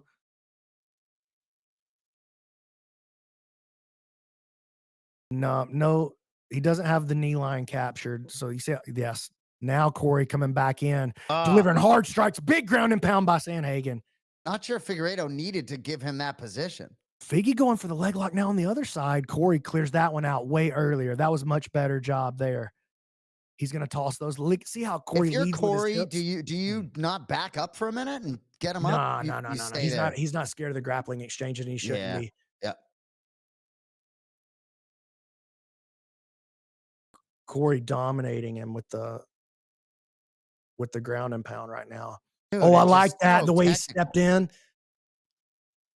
Check out how he uses his left shin to pin down the arm of Figueiredo. 15 seconds to go in the round. Corey, definitely a 10-9 round for him.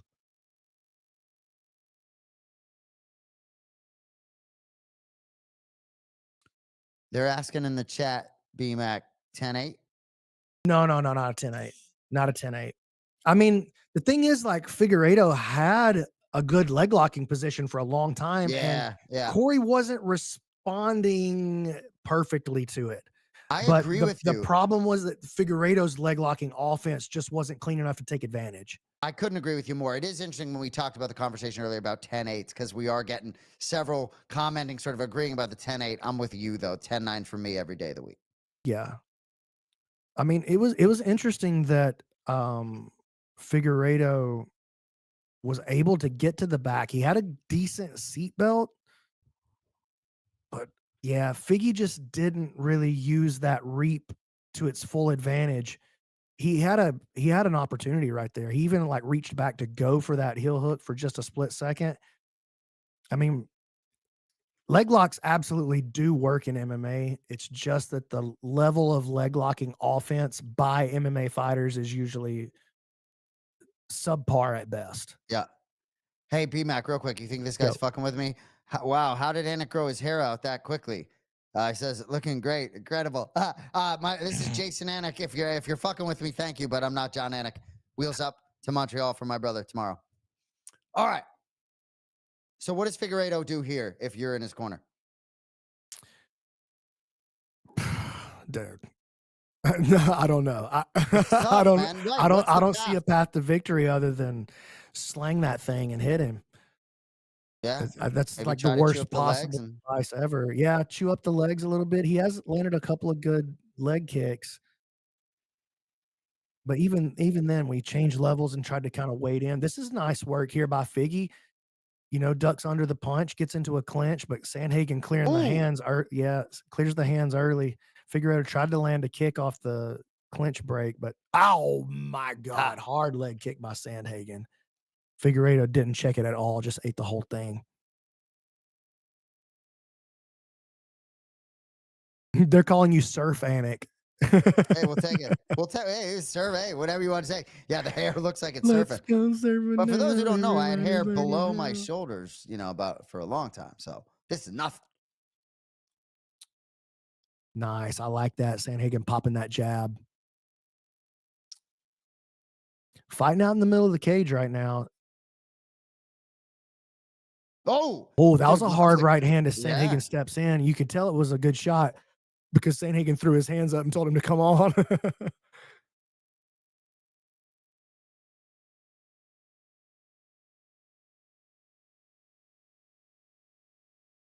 Sandhagen leads with the uppercut. Figgy counters with the single leg and dumps Sandhagen right there in the middle of the cage again. Now Sandhagen trying to work a K guard and he gets on the leg. This is interesting. Dueling. This is a toe hold counter here from Figueiredo and his commitment to the toe. Man, that trading leg locks. This is crazy. His commitment to the toe hold actually put him to the bottom position. I don't like either one of these guys messing with these leg locks. Another hard leg kick from Sandhagen, and Figueiredo just stands there and eats it. Figueiredo's put him down twice, though, man. Gotten reversed both times, though. Same thing that happened in the RDR versus Bo Nickel fight. Good point. Now Sandhagen with a great takedown, just aggressively hitting that single. And then, see, there's the difference. Dude, I'm surprised Sandhagen gets the takedown and he starts dropping. Well, right. Figueiredo's thrown, a handful of strikes. Sandhagen stepping around into the butter half guard position. So you see he's got that knee stuff, but he's still got that one butterfly hook in. There's actually a really good offensive position if you can work it.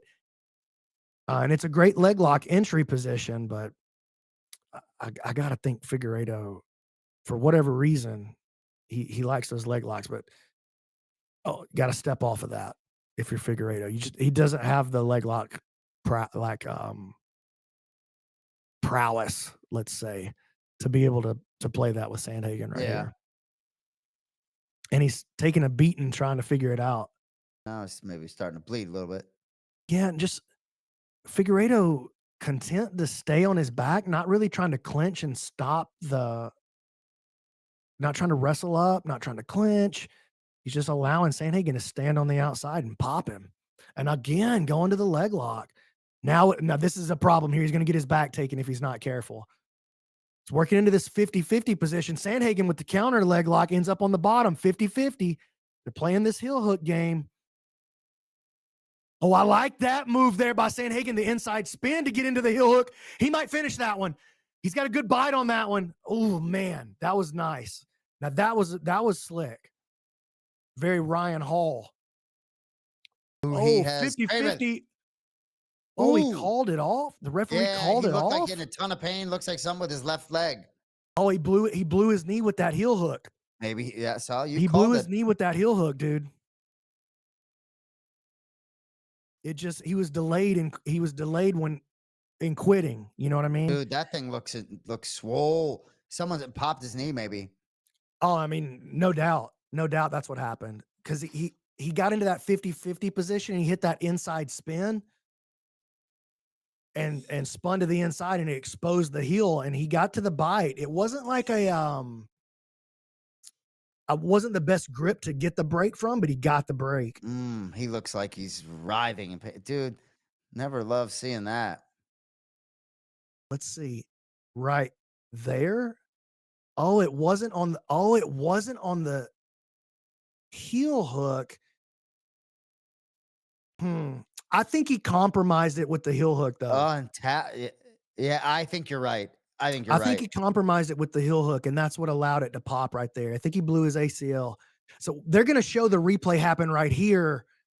Yeah, the ACL blew. The ACL blew, and he tapped. Yeah, that makes sense. Corey was checking on him early. Yeah, you can see the moment when the ACL snaps. He blew the ACL for sure. I want to go back to the heel hook. They need to run the replay back to the heel hook itself because that compromised it. He probably gave him at least like a little micro tear or micro pop on the heel hook itself. Yo, run it back. Can we do a replay, Sean? Do we have the capability to run a replay? Hey, for those in the chat, forgive us. Corey Sandhagen wins the fight. Davison Figueiredo tapped. Brandon can walk you through what he think happened. Well, so they got into the 50-50. I was criticizing them. I was like, yo, they don't need to be playing in this heel hook, this leg lock game. And Figueiredo was the one that kept engaging the leg locks, which was interesting to me because he didn't seem like he had the kind of the offensive firepower to be finishing from right there. But when they got into the 50-50 position, Corey looked way, way better. And Figueiredo went to stand versus the 50-50. And when he went to stand, Corey, he got long to create the distance, and then he crunched in and compressed his body. And when he compressed, he spun his head to the inside. And when he spun his head to the inside, it gave the heel exposure on the backside. And think about how think back to Ryan Hall versus BJ Penn. It's the same position. It's that backside 50-50 heel hook is what we call that in jiu-jitsu. It's backside 50-50.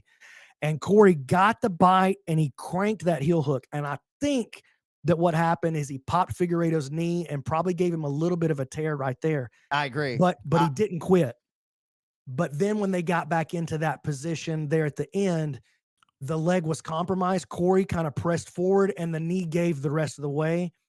And I think that's what happened. It broke. I think he broke him a little bit on the heel hook, and then they got into a weird position, and it broke the rest of the way with the pressure that Corey put on him from the positioning. And Figueiredo popped his ACL for sure. For sure, that's ACL surgery. Yeah. Oh, yeah. No, it's yeah. He said it happened. TJ happened to figure. So post-fight interview now, Corey Sandhagen. So they're asking in the chat who gets the title shot, or next title shot, Petr Yan or Corey Sandhagen, right? So Petr Yan had lost 3 straight, but has since won 2 in a row. Song Yadong, that was March of 2024. Then he beat Davison Figueiredo. That was back November 2024. Yeah, man, I don't want to be the guy. I mean, hard for me to make that argument for Sandhagen, over Jan Yeah, when Jan beat him last time they fought. But if I'm checking a box, it's Corey. And sometimes it isn't always meritocracy. So I don't know, man. I'm glad I'm not making that decision. man, I want to see that heel hook again. That was really beautiful the way he hit that inside spin. Well, the PGF would have had multiple replays of it for you already. You could be sure. No doubt, no doubt. Very reminiscent of Elijah Carlton versus Renato Canuto, the way that he hit that 50-50 heel Yeah, hook. right. Hey, so I understand the simplicity in the chat and say Jan beat Corey, so Jan. But if you're asking me, right, as of now, like I actually think the promotion would absolutely lean Corey. Period. Maybe I'm wrong. My brother might tell me I'm nuts. Well, I just feel like we've seen Jan Right. make that walk a couple of times. You know what I I agree. mean? Yep. I feel like he's more of a known entity right there. Yep. I think Sandhagen's the more exciting choice, just because we don't know what Right. he's going to do in And that that does matter spotlight. sometimes. I mean, it kind of comes down to the difference between championship fighting versus check it out. Ryan Hall in the corner. I didn't even notice that. I didn't, dude. Ryan Hall and Trevor Whitman in the corner. I love that balance. Ryan Hall there. got a lot of hate and a lot of heat, but to me, Ryan Hall absolutely, without question, one of the most innovative and cool jiu-jitsu athletes of all time. I'm such a Ryan Hall fanboy. Oh, he's revered. I feel like sometimes those strict jujitsu guys that perhaps are going to lie on the mat in an MMA octagon sometimes get put in a box, but he's revered by those who know. And you know what? Like looking back, his losses don't look that bad. I agree. Like looking at what Taporia turned into. You know what I mean? Like, come on. No doubt about it. Well, and Hall's been around the game. He pops up in corners, and you're like, "That's what's up." I love it. I did not see him in there tonight. I'm pissed I didn't know that. Man, that makes so much sense the way he hit that inside spin, because that's exactly out of the Ryan Hall playbook. I talked about they got to 50-50, and then what's my boy's name? Figgy stood up, and when he stood up, Corey extended and he got his spine long. And so that created like a frame with his spine. Yeah. And then when Figgy leaned in against that frame, Corey collapsed and his back went round, and that collapsed Figgy's weight down and allowed him to hit that inside spin. That's Ryan Hall playbook 101. Like he literally has instructional material on exactly what happened to end that fight tonight. I love it. And to tell you the truth, actually, Ryan Hall, the thing that made Figgy tap and blew his knee, the final positioning, Ryan Hall actually got a tap like that in ADCC. He made a guy quit, broke his knee like that. How happy does that make Ryan Hall sitting in that? I mean, obviously, best to Figgy. You never want to see someone get hurt, but Ryan Hall had to enjoy the finish of that fight. Man, that was what wild. a night, man. Good card in Des Moines. Oh, and we were on it too, boy. Dude, we were on it. We were down the line. Hope some of you tailed BMAC, but appreciate y'all being with us. UFC 315 next weekend. You got anything else, BMAC, before we get out of here? Well, I do just want to say, I know we're not gens, but I had a great time being here with you guys. Thank you so much in the chat. Appreciate the love that we did get in the chat over here on YouTube. I know you were monitoring the Twitch side. Guys, please, it would mean a lot to me if you would go and subscribe to my YouTube channel. It's Brandon MC Ninja. And it would mean even more to me if you would go and subscribe to PGF World. PGF is my jiu-jitsu league. I started it in 2020. We're about to make some crazy announcements. We have the world's only true jiu-jitsu league. Jason was right there with us last season for season 7. Season 8 coming up. We start with the draft on June the 25th. We have a we got a draft in jiu-jitsu now. So, I can't wait. Come and give us a follow. I expect that I'll be in the building with you on June 25th. Give me all that. That's going to get International Fight Week started off on the right note with the PGF out there. But anyone who recognized me, we appreciate you. Go download the John Anik app. Do that. Got a private community we're building over there, making it public, but love y'all. Anyone who's in Montreal next week, I'll be there next week and support my guy, Bilal. Remember the name Muhammad. I'm all fired up. Dude, that fight card is absolutely banging next weekend. Sean, I assume Jens will be here running it. all night next weekend. So appreciate y'all. Love y'all. And this was fun, man. I love being in the chat. I'm going to be looking at that chat now. Even if I'm back with Jens, I'm going to be like, give me that chat. I want my eyes on the chat. Love y'all. So much respect. Jens will be back next week. Peace. Appreciate it.